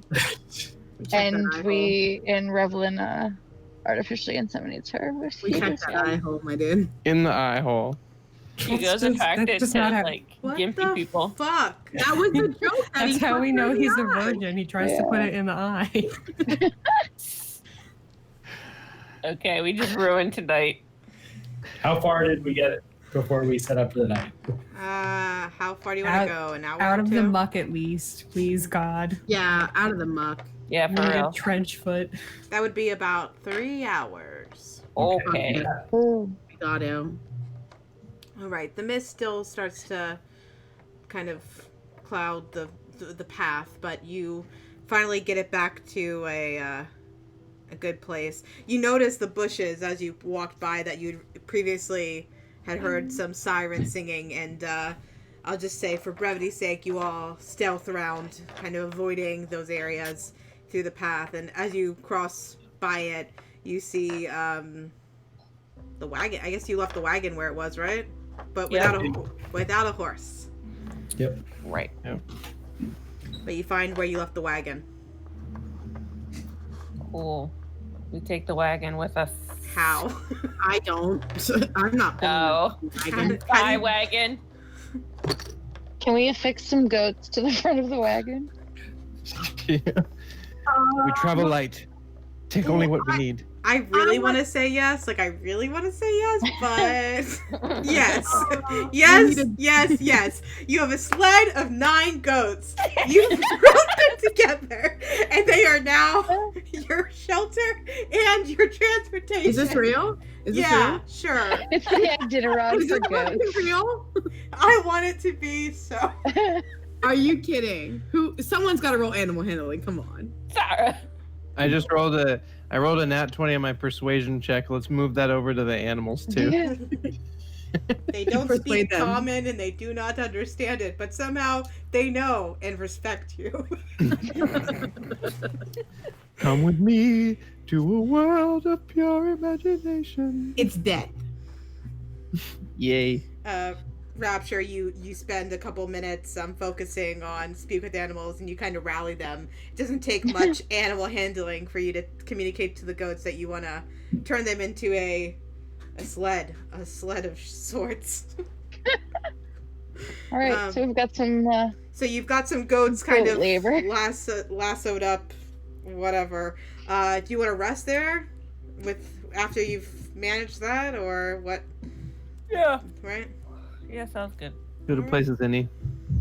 All right, so now there is the 6 of you, Esmeralda and Richten. So, And 9 goats. 9. well, you don't have to worry about Can the we get 9 a hut goats. just Oh for my the god! goats? I will It's make just a tiny pen. hut just for the goats. It just needs to be a pen. How many fit in there? 9? 9 Oh. creatures. Really? Yeah. You have to be in it when you cast. Oh, I have to be in it. Oh yeah. Fair We'll kill goat. a goat. Fair hands goat. We'll take a goat. You go in with an 8 goats. Oh, I love that. I will sleep with the goats. You get Here. 1. I'd prefer not to have a goat in our tiny hut. You if need. that would be I possible. don't want 8 goats and 9. You but- seemed very enthusiastic about sleeping with 8 goats. Yeah, that. And we can't see into it, so I don't know what you're up to, but I don't like it. Why would I We fucking make know? sure. I We don't make sure know, the because goat you're with the done fucking him. softest. We I'm make not sure the done goat with fucking the him, he said softest that's now. eyes is in there. David's here. Poor David. I promise it makes sense in the game. David, it doesn't make sense. It does not make sense. I repeat, it doesn't make sense. I want to keep the goats safe from the mare people. I don't particularly want to go in the tiny hut that I'm casting. So we'll leave one goat outside for watch. But he's Rapture, Rapture, We can eat goat. I get Rapture, to sleep in the tent. Rapture. As everyone's yelling, trying to determine what goat, one of the goats walks up to you, and still as you're communicating with it, it turns to you and it goes, "I will sacrifice myself as tribute." Does everyone eat goat? I will stand guard. I will stand guard. It's like the nicest fucking goat. Now I feel so bad. Do we have? I give the goat some Buffy treats. I think they're like berries or something. Do goats eat berries? I'll take first watch and hang out with the cool goat. Oh my god, this goat is so rad! Can we No, get when it 9 dies, sorry, icons you're gonna for be the goat? so sad again. No, dude, this is the best. This is the best thing ever. This is what I want Igor to be forever, and this is 10 times better. Which goat has the softest eyes? It's not this one. Not this one. They all have That- dagger eyes. That one's definitely in the hut with Yetta, though. This It goat was has like a little little. This goat has like a little white white goatee. It has a white goatee at the front of its mouth. Oh my god, this goat. Who wants to name the goat? I think it is only right he named himself. His name is Cool Goat. Cool goat. Let's ask him his name. Goat. Goat. Do you have a name? Yes, What is it? my name is Shitstain. No, I knew it was Oh, it doesn't translate in goat. Circle. So this is Cool Goat. This is Cool Goat. He said his name was Cool Goat. He doesn't know common, to be fair. They It always said translates to Cool Goat. they always said that goats don't recognize their name anyway. So you're fine. I wanted it to be like walks with many stones, like some real native sounding name. No, I knew before you had said let's name the goat. I said this is Shitstain. Be Shitstain. Oh my god, best thing ever. Cool Goat. Okay, I cast when everyone's ready. My eight goat friends. When your 8 goats are ready, you mean? Yeah, I ritual casted and I had to kind of herd them in, like no stay close. They were already kind of like lasted up for the formation of the wagon, so it's pretty easy. All right, ladies, let's get in formation. Okay, I cast tiny hut, cast it, and I nod at Cool Goat. I'll cast it around the rest of us and Cool Goat. And Cool Goat. Aww. Oh, shit. Oh, Cool Goat made the cut. I like it. I like that he's better than Yetta. You know what I mean? Aw. He's got a higher rank. Well, just Cool Goat couldn't cast it himself. Could Cool Goat cast Tiny Hut? You guys. Can we teach Cool Goat magic? Wait a second. Never mind. We didn't do something. No, you didn't do that. I was just thinking like it's like a riddle, like a problem-solving riddle, like where you could have casted your tiny hut, and then you could have left your tiny hut, and then been inside the other tiny hut, and then But you could have Cool gone Goat between. Yeah, but Cool Goat would have been left out, but then Yetta could have gone between the 2 tiny huts as she pleased. So she could have eventually just like cast a tiny hut and then rested in Revlin's, but nope, that's Cool all. Goat's safe when he wants to be. He's on first watch. Do you really want to go to roll a perception check? I mean, someone should our rule is that everyone tags along with somebody. I said that I would take first watch with She Cool did. Goat. She did. Okay. Before we start resting, I'm going to do it. Ritual cast identify on the 4 items from the chest and the gem. 5 gems. Okay, so it take just about under an hour to identify them all. Yep. Okay. And then after that, I have messages that I need to send. Oh, okay. Secrets. Before you do that, Revlin, Can we do the order for watch? Can I just hear what the order is for watch? Fair. So like, I'll start with the first watch as well. Van Richten will join you. It's quite the team. Mm-hmm. Cool Goat. And then Cool Goat and then it's Cool Goat and Meridel. On the other side, well, yeah. Who else? I can morning. join Meridel so that the goat doesn't have to roll for perception. Okay. Hugo's gonna be by himself then. I don't want to join Hugo. No, Hugo won't be by himself. I'm kidding. I can go with Hugo. He might get dragged off. Esmeralda. Hugo and Esmeralda, yeah. And then me, Benville. Yeah. On and- OTP. All right, fine. Don't fight it. Yeah, don't get mad at me. I was gonna suggest a switch up of sorts, like Yetta and Esmeralda or something. Oh, cool. I'll take Alright. it. Ooh. We've only got a couple sessions left. Do you really want to have the same conversation? True. Okay. That's why I'm hanging out with Cool Goat. No That's big all deal. new. It's cool. I didn't have a proposal set up or anything. You were gonna oh, Tonight's the night. I made this Just kidding. ring. Just kidding. all right. At the start of our watch, I ritual cast Speak with Animals, so the three of us can just talk the whole time. Just Let's go all night and roleplay this shit. how long does that last? I get 10 minutes of Speak with Animals, so we get to talk to Cool Goat. Well, you could technically You get to just be take 10 a- minutes to ritual cast and 10 minutes to talk, then 10 minutes to ritual cast and 10 minutes to talk. You could be the Never-ending goat interpreter. talk. Yeah. Goat talk, goat talk. We wanted new conversations, so we're talking to a goat. Okay. Meridel and Rapture, roll your perception checks for your part of the watch. Next up's gonna be Revlin and Van Richten, and that's where I'll address all the identify stuff, and we'll tackle that all together. Okay, Rev? Sounds good.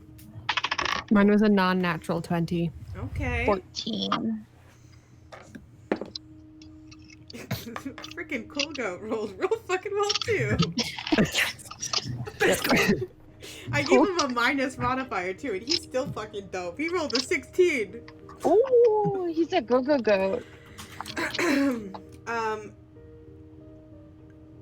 Meridel, during your watch, it is very quiet. You do hear the bleating of goats in the other tent, and you'll hear every now and then you will hear Yenna's trying to sing them a lullaby, and it'll kind of calm down for a little bit. But otherwise,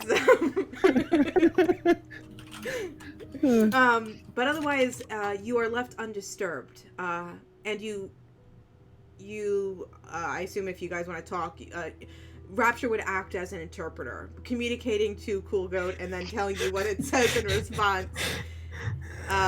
If you don't want to roleplay this, I'll just say, just do general questioning. The goat would describe a hard life. It was kept in the pen with his other goat family, and he was the protector of the goats. And every couple of weeks, the bad lady would come and take his brethren and bleed them. And every time he would try to sacrifice himself. He would try to protect the rest of the goats and keep them in the corner. But she would always pick and pull at someone weaker, or someone younger, or someone prettier. And he swore that if he ever had the opportunity, he would protect the goats. I love Cool Goat so much. He says, and that's how I earned the title of Shitstain. It is an honor amongst goats. Oh no, I froze during the saga of Cool Goat. Oh no! Are you serious? Wait, Just know that he's like a very good ass goat. He has he a very seems like tragic. a great goat. He has a very tragic backstory. He's the perfect He level was- 1 adventurer. He was gonna try and kill the lady, right? He was like, That's well, what- he can admit he's pretty helpless compared to the big bad lady, but He's a he fucking would goat. just. Stop. Can But- we reassure Cool Goat that the told big you- bad lady's He dead? told you that adventurers in the past would try to save them, and the skulls on the pen would scream, and scarecrows would come and take the good people away. And every couple of weeks, the bad lady would come on her flying skull and take a couple of the goats away, and he'd always try to protect, whatever goats were with him in the pen, and he always failed. That's really sad. Ooh, plan. We're gonna shave all the goats. We're gonna oil them up. We're gonna put knives in their mouths, and we're gonna send them into Ravenloft. We're chasing the goats. I'm kidding. What helps by how does it help to shave them? What does that do? Because I feel like if we oiled them up with their fur, they would just absorb. But if it was just like oil on skin, it'd be like trying to chase an oiled pig. I just picture you like readying for the last battle What with do you Strahd. have? You What put is that? war A paint. knife. No. I just picture you put war paint on the goat. Wait, but real talk, is it possible to do a blood hunter class where you're a weregoat? I don't know. I'll have to do a You could lot probably reskin it. I'll have to. You said we could do some homebrew in the next campaign. Does somebody want to play good? Shit stained scotch cool goat. Yeah, Sarah already claimed it. I can't. I mean, he's awesome, but I already have a character. Oh yeah. Yeah, but is he as good as Cool Goat? No character is If I as good could- as cool goat. If I could ever ask for one Dungeon Mom gift, it would be commissioned art of Shit Stain the Cool Goat. But if I just bought you a goat, I feel like that might be cheaper. Yeah, might Just a be. goat. Just a real life goat. Just Like a goat. baby goat? That'd be Fine. adorable. Babby goat. The Yeah. goat from that GIF. Dude, goats are very inexpensive compared to. I mean, they're as expensive as commissioned art. So. Send her So I 3. guess you're getting One a is the fucking cool goat. goat. I would just wear my overalls for the rest of my life and be content with my goat. Plant mom. Goat Meet mom. goat mom. Yeah, otherwise the rest of your watch goes off without a hitch. Goat. You guys good? Yeah. Alright, next, Revlin. Ritual casting identify before your watch, while the other girls are outside. You would identify the gem is a similar magical gem to the one you saved on Yester Hill. Its magical properties are, I guess, under the school of like conjuration in regards to like growing and having things appear and flourish. Yeah, I don't have like actual like magical properties broken out, but you recognize it's a pair to the other gem you acquired for the keepers. Okay, and do I have like a reasonable understanding of how that spell worked? It wouldn't be a spell. It's actually something a lot more ancient, old magic, very ritualistic. It'd be hard to decipher, even with the identify.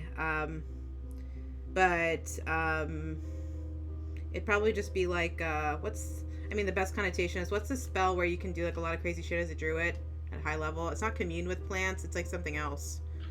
I mean, there's conjure plants and animals, or there's a lot of crazy ones. It's one of those like, Fucking weird. there's, again, it never had its like true campaign kind of like broken out spell, but loosely it would work as like a high level druidic spell that would constantly be conjuring growth in like plants and vegetation. Okay. So then there was the vial of clear liquid. Yep. Okay. You identify that the vial of liquid is a single-use oil of sharpness. Oh. So it'd be something you'd apply to a weapon, Mm-hmm. and it would apply additional. I don't remember. I have to pull it up, but I think it maximizes your damage rolls, if I remember correctly. But I think it's either. Yeah, I think it's applying additional damage or attack bonus. I think I have it in my magical items. I'll have to pull it up if I don't. But yes, it's a vial of single-use oil of sharpness. Next up, Scrolls. Yeah, there are two magical spell scrolls here. One is a revivify scroll. The second is another greater restoration scroll. Ooh. Okay, and then there's the pipes. Yes. You identify that the pipes are a musical instrument, obviously, but they are imbued with magical energy. I'm gonna. Is it okay if I show? I do have this one ready to go. Yeah, I can show this. I'm gonna show this to everyone. It is pipes of haunting. It doesn't require attunement. but you must be proficient with wood instruments to use these pipes. It has 3 charges, and you can use an action to play them and expend a charge to create an eerie spellbinding tune. Each creature within 30 feet that hears you play must succeed on a 15 DC wisdom saving throw or become frightened of you for a minute. If you wish, all creatures in the area that aren't hostile towards you automatically succeed. So there's a lot of control in the pipes. A creature that fails a save can repeat it at the end of each of its turns, ending the effect on itself on a success. A creature that succeeds on its saving throw is immune to the effect for 24 hours. The pipe regains 1d3 expended charges daily at dawn. Okay. And then the last thing was a stone with a glyph on it. Correct. Let's see. That is...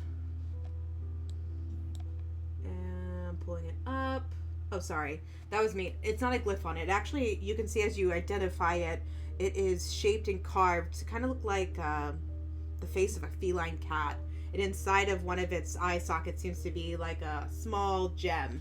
And you identify it to be a luck stone or stone of good luck. Shit. It does require attunement. While it is in the person's attuned possession, they gain a +1 to all ability checks and saving throws. Okay. And then I'll step out and contact people.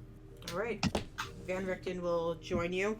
You can see he finishes writing up in a journal that he keeps to his side. He kind of puts it back into his pocket. And he clears his throat and joins you outside. Roll your perception check. I'll say, because you're doing some talking, it won't take too much, but roll with disadvantage. I am lowering the DC, but roll with disadvantage just because you're trying to do other stuff during your watch. Okay. Perception. Yep. That is a 10. Okay. All right, and then who are you contacting? Okay, so first I'm going to contact Brana. Using a sending spell? Yeah. All right, what do you say? Brana, we have all the items. Found a dragon skull south in Berez. We now head to confront the vampire Strahd. Should be there 5 days, or however many. Like we're like 3 days travel from there. Yeah, if that, but yeah, you would Whatever loosely proper know. Yeah, of course. You wait a couple minutes, trying to hear a response. And while you're waiting, you kind of look over to your side and you'd see Van Richten kind of looking out very perceptively, trying to identify any threats in the horizon as it starts to get very dark into the night. Wait 5 minutes, 10 minutes, 15 minutes. No response from Brana. Okay. I'll cast another one. Okay. This one going to Rictavio. Rictavio, we have the items. Now we head towards Strahd. Should be there in X days. Hope you are well. Hope to see you soon. Love you, Dad. Revlin, as you're casting sending and you're sending this message to Rictavio, you feel the magic reach out for a second and fail. And it confuses you. That's never happened that way before. And you kind of look to your left and you look at Van Richten.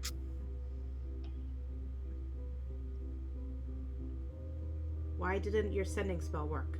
That's never happened before. It's almost as if he's within immediate range of you. So, I knew it. Rictavio, how have we done? It's Van Richten, but you've done well. And you see, he'll pull something out of his other pocket. You'll see it kind of put him on his head. It looks like a hat. And when he puts the hat on, you'll see his figure transform, and he'll look like Rictavio. And then you'll see him kind of smile at you with that smirk you when you first met him in Valaki, and he'll take it back off, and his appearance will reappear. Oh my god, my dad's gonna be my real dad! More like Ricky Tricky Toppy. Thank you, Keely. I think a couple times I was about to say, like, either when it was Rictavio, I was about to call him Van Richten, and when it was Van Richten, I was about to call him Rictavio, like, 18,000 times. Wait, but who's who? Who's the real who person? Who? What? Van Richten's real. Rictavio's a persona to not be caught. So who is he elf? He's He's Van Richten. He's Van Richten. The elf is an illusion so that Strahd doesn't find him. Oh, got it. He's the most hunted guy. You just said it. Right. Thank you. As he takes the hat off, Revlin, he looks at you and he goes, "I knew you'd understand my caution." Of course, pays to be careful. He is a dangerous man, if you can call him that, and he is looking for me. I believe you. Hopefully you won't have quite so much to worry about soon. I have news. Mm-hmm. I would have warned you all, but I didn't have a lot of time after you went, after the winery. I had reason to believe that Brana was in danger. And I followed her. Oh. It's where I've been. Is she all right? I don't know. I looked for her at Oregon Vostolt, where she was from. It wasn't a good sight. The mansion is full of revenants. Undead soldiers of the Silver Dragon, the Order of the Silver Dragon. They sit waiting, work unfinished, enemy unconquered, and they have been corrupted by this darkness. I didn't find Brana there, nor her body, so I have to assume she went somewhere else.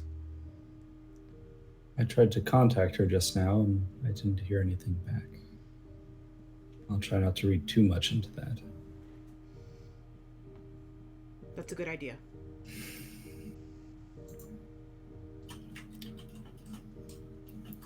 There'll be time after we finish Strahd to find her.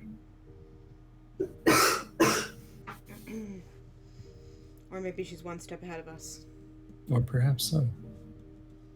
If she had come here, would she have been able to get the sword on her own? If she had... It would have been difficult if she had to fight the witch, but she could have snuck in, potentially. Before I laid the spirit of the burgomaster, Laszlo Ulrich, to rest, I asked him if he had seen a young woman, and he had not. So I'm not sure if she had come here at all, but it was my way of trying to follow her steps. If I had known Esmeralda was here, I probably would have gone looking for her as well.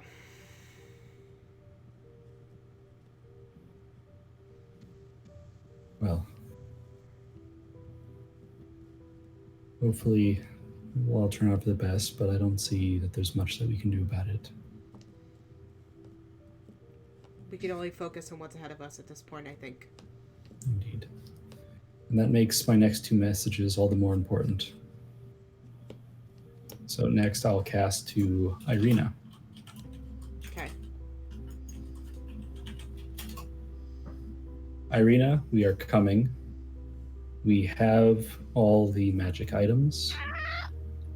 We have the knowledge to beat Strahd. We will be there in X days. Stay safe.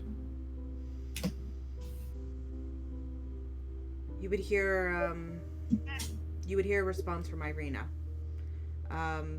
Compared to the solemn and patient and hopeful voice you heard before, Irina's voice is much more frantic. And she responds. She has 25 words as well, right? Mm-hmm. Come as quickly as you can. They've kept me locked in a crypt. I don't know what they're planning. But whatever it is, it's happening soon.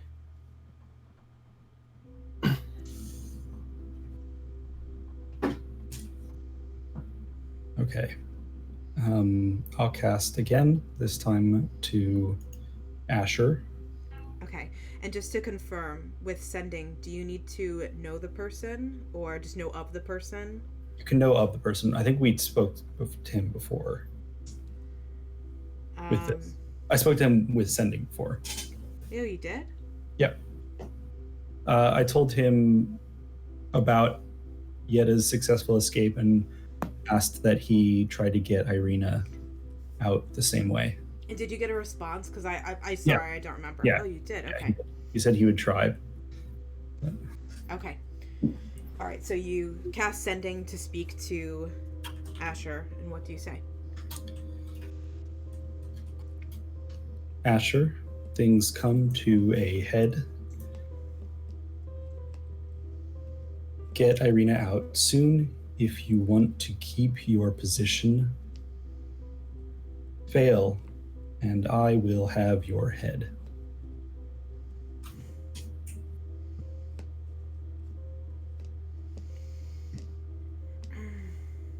I also told Irina that I had been speaking with him, so she knew to potentially accept work with him. I do remember you warning Irina to reach out to him.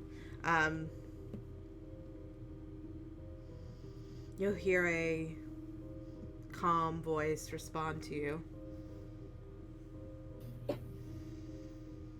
It's not my head I'm worried about. Carriages are being sent, invitations are incoming. Strahd is having guests. Lots and lots of guests. And you're invited. Good luck.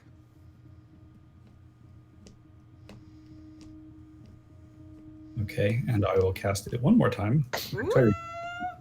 I'm burning literally all my third and fourth level spells. You're about to rest anyway. Who cares? Irina, we may be there sooner than I had thought. Try to hang on. Strahd wants us there for the wedding ceremony. Stay safe. You hear kind of a whimpered thank you in response. That's all that she's able to respond before you kind of hear her voice kind of fade away into a little bit of crying.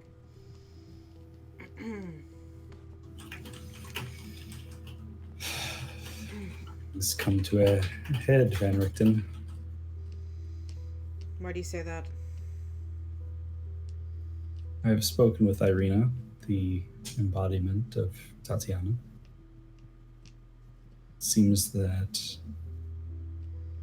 she's being prepared for wedding, but she's still human. I've also spoken with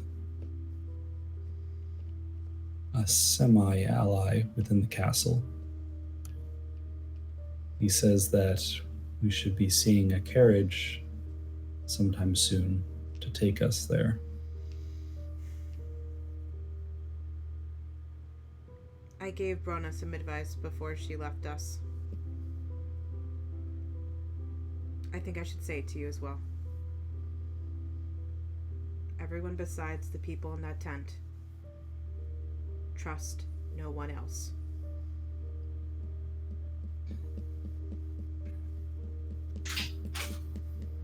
I certainly don't trust our semi-ally.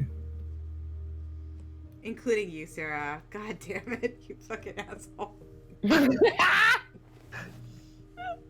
In the tents. You can trust the goats. What about Cool Goat? Don't trust Cool Goat.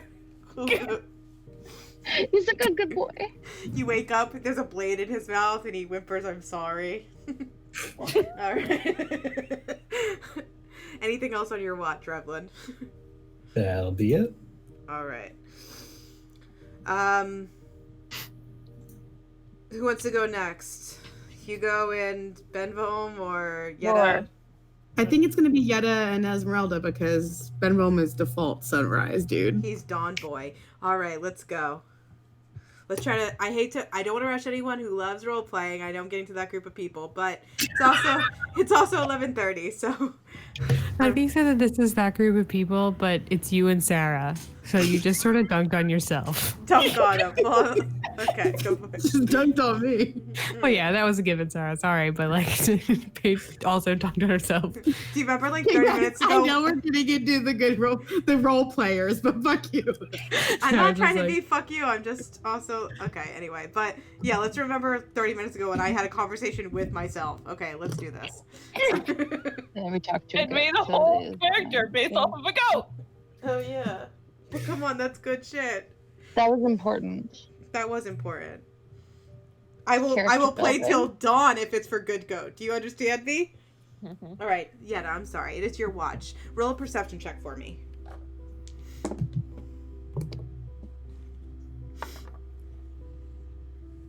It's only an 11.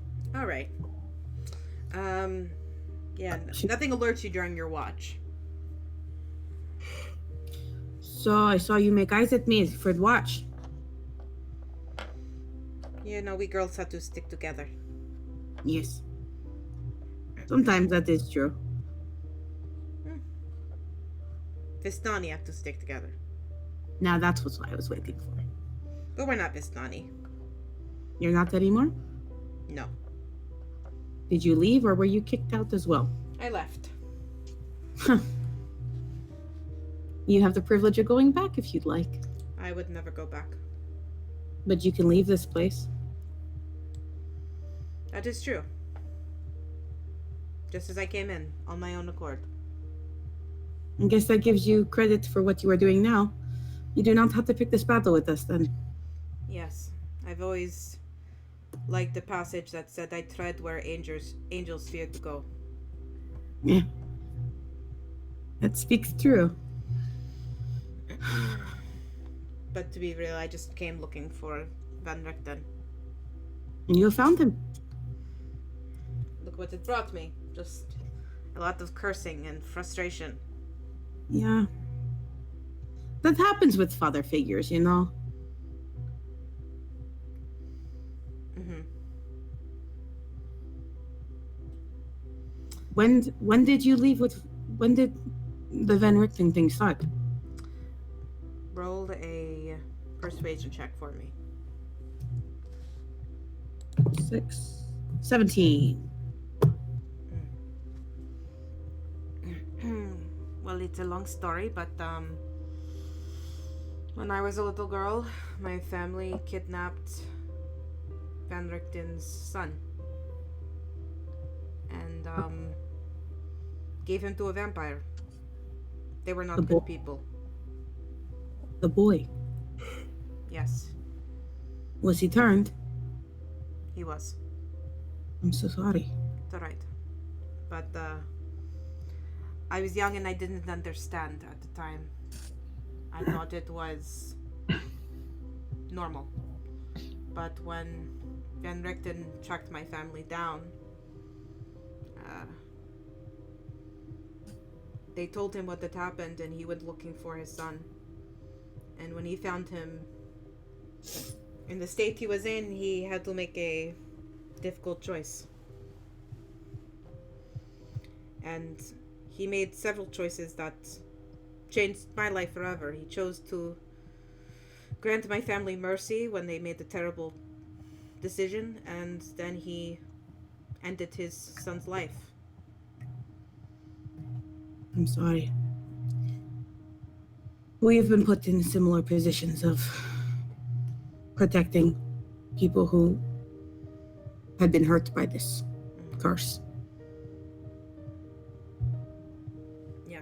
Well, yeah, after that I started tracking him down, and when I found him a couple years later, we were just a duo for a little bit. Taught me how to hunt monsters and everything I know. So he was more of a father to me than my family ever was. Have you heard from your Vistani family? No, I left them a long time ago, and I never intended to go back. What, I hate to ask, I know it's silly, but what tribe? They did not often stay traveled in Barovia. They explored other realms. I understand. But,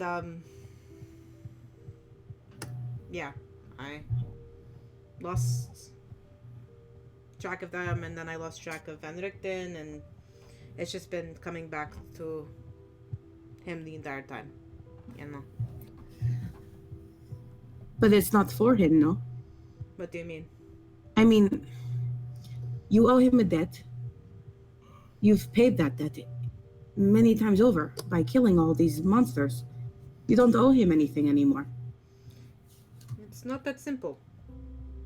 You don't owe anything to Hugo or Revlin or Benvon, but you stick with them. True. But you've been doing it on your own. What does Oh, sorry, go ahead. Hey, what does Van Richten have to do about it anymore? He does not define you. No, he doesn't define me. It's not about what he means to me. It's just I would rather, work with him. That's all. It's a choice. Fair. Who am I to judge? But he gets it in his head sometimes that he's cursed and he's dangerous and he needs to keep away, and this isn't the first time he's acted this way. When he left me, he was the same way, so it's just one of his moods. Yes. Self-righteous people tend to be like that. Yes, I know the feeling. I hate to bring up another complication, but you've been getting along well with Hugo. I wouldn't say that. I understand. He has a infuriating charm among him. Yes. What I meant to say is, you care for him in a similar way that I do.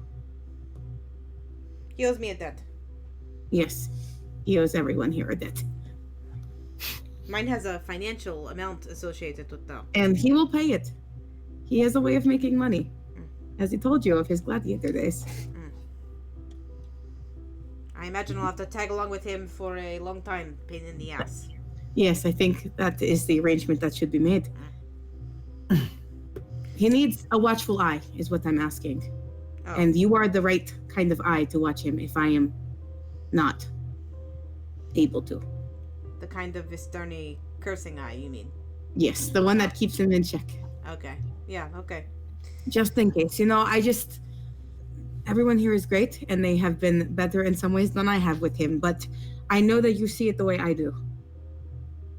I understand what you're saying. Don't be making life vows right now. You've got no vows, just some promises. Chief just pulls out a pinky. Pinky promise. Yep. And then with that, silent watch. All right. Afterwards, nothing really happens. You don't really catch anything. So the next up are Benvon and Hugo. Roll perception check for me. A 9. Okay. 6. All right. On the game. Kill it, the game. Oh, that's right. I forgot about our last watch. I don't remember it. What was it? We ran off. Oh, was it? We take all the items and we just leave. Hugo, do you still have any of that wine? You become a drinker. Don't think I haven't noticed. We're in the end game now, as they say. Oh, is that what they call it? Yeah, I have some, and I pull it out. Here's 2 watches. Many more to come. Here's to you. I wanted to say I'm happy for you as well. About what? I know it's been more sarcastic and passive aggressive, but I think she likes you. That's not how we did it. I was just like, oh. Well, I've always known that Yetta liked me, so. I'm sorry you had to witness this, but it's not like that. It's not like that.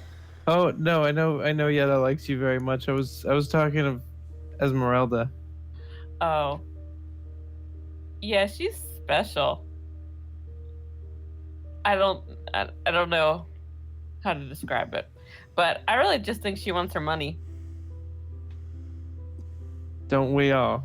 Mm-hmm. Well, I wanted to toast to you and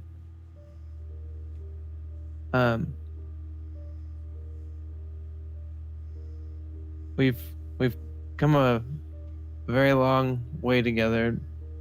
Not a group of people that would come together in normal circumstances, but I'm very happy to have met all of you, and I'm very happy to have met you. It's been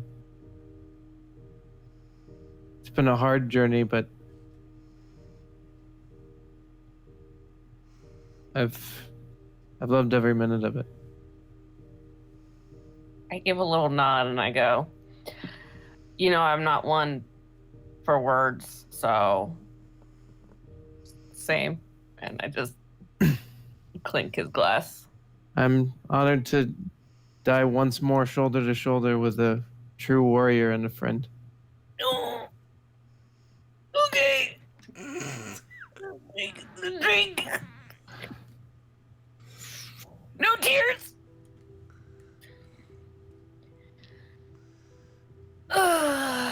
Dude.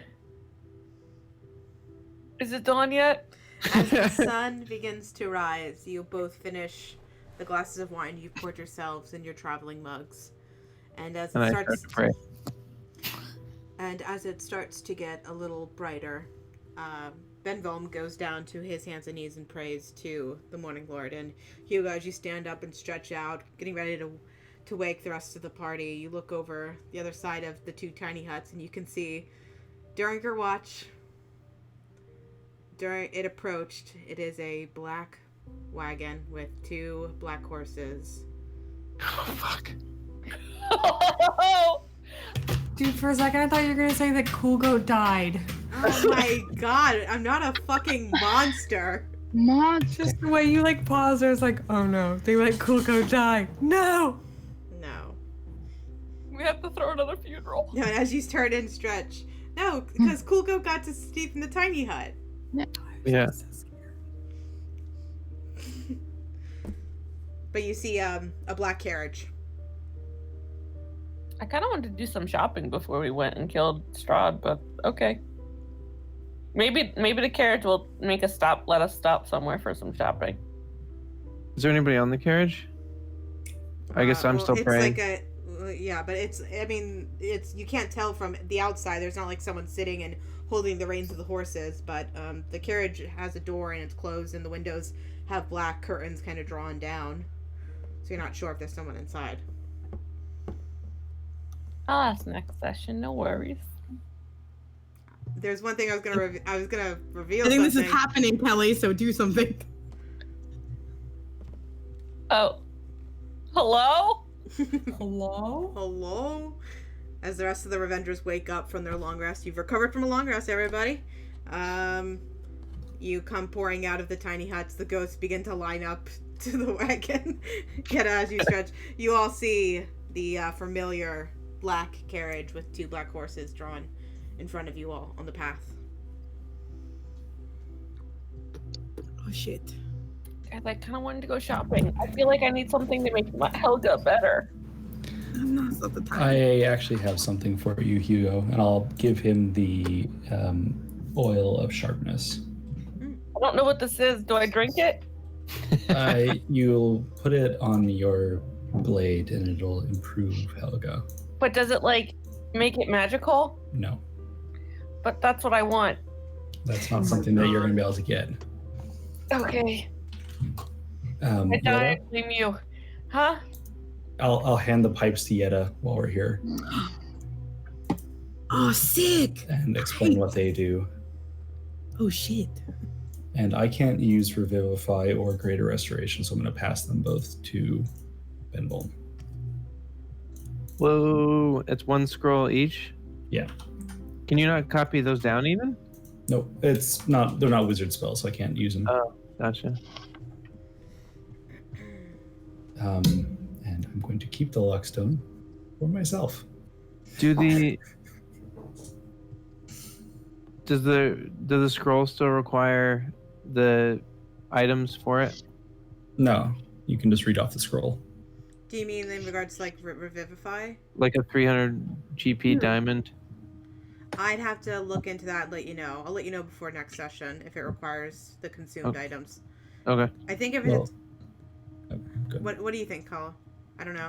I don't think it does, but, worst comes to worst, we do have 5 gems worth 500 GP each. One of them might be diamond. Yeah, I'll double check. I always thought it said, if there's a spell, you're technically casting a spell to consume something in any format, it's going to consume it, but I'll double check and let you know before next session, okay? I'll let everybody know. Sounds good. As you all stand looking at the black carriage, you wait unsure. Hugo cried out hello, and you wait for a few moments all kind of piled together.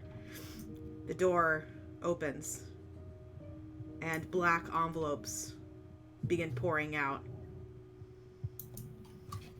They kind of create a small pile at the foot of the carriage door. And then stop. They come to a stop, yeah. You grab one, Colin opens it up, and it reads... It brings me great joy to extend an invitation to the wedding of Count Strahd von Zarvik and Irina Kolyana. Extend your blessings to us upon this glorious day, for this has been long, long, long anticipated. Please select your meal for the evening. Fish, lamb, blood of the innocent. Gifts and toasts are necessary for all honored guests for this event of a lifetime. So we're bringing the goats as a gift. Except for cool goat. Guys, we have to go shopping. Oh no, that's so fucked up. We can't just sacrifice all of Cool Goat's family. We just heard his fucking story. We're monsters now. Become the monster. That's so fucked up. Gifts and toasts. It doesn't say a date on it. It would say today's date. Can we get a +1? What? Who's How your are we +1, supposed to get a Hugo? gift together in that amount of time? Do you want to... okay, this is me. Do you want tomorrow's date? You have till tomorrow night. And how far away are we? 3 days. This magic carriage will go faster.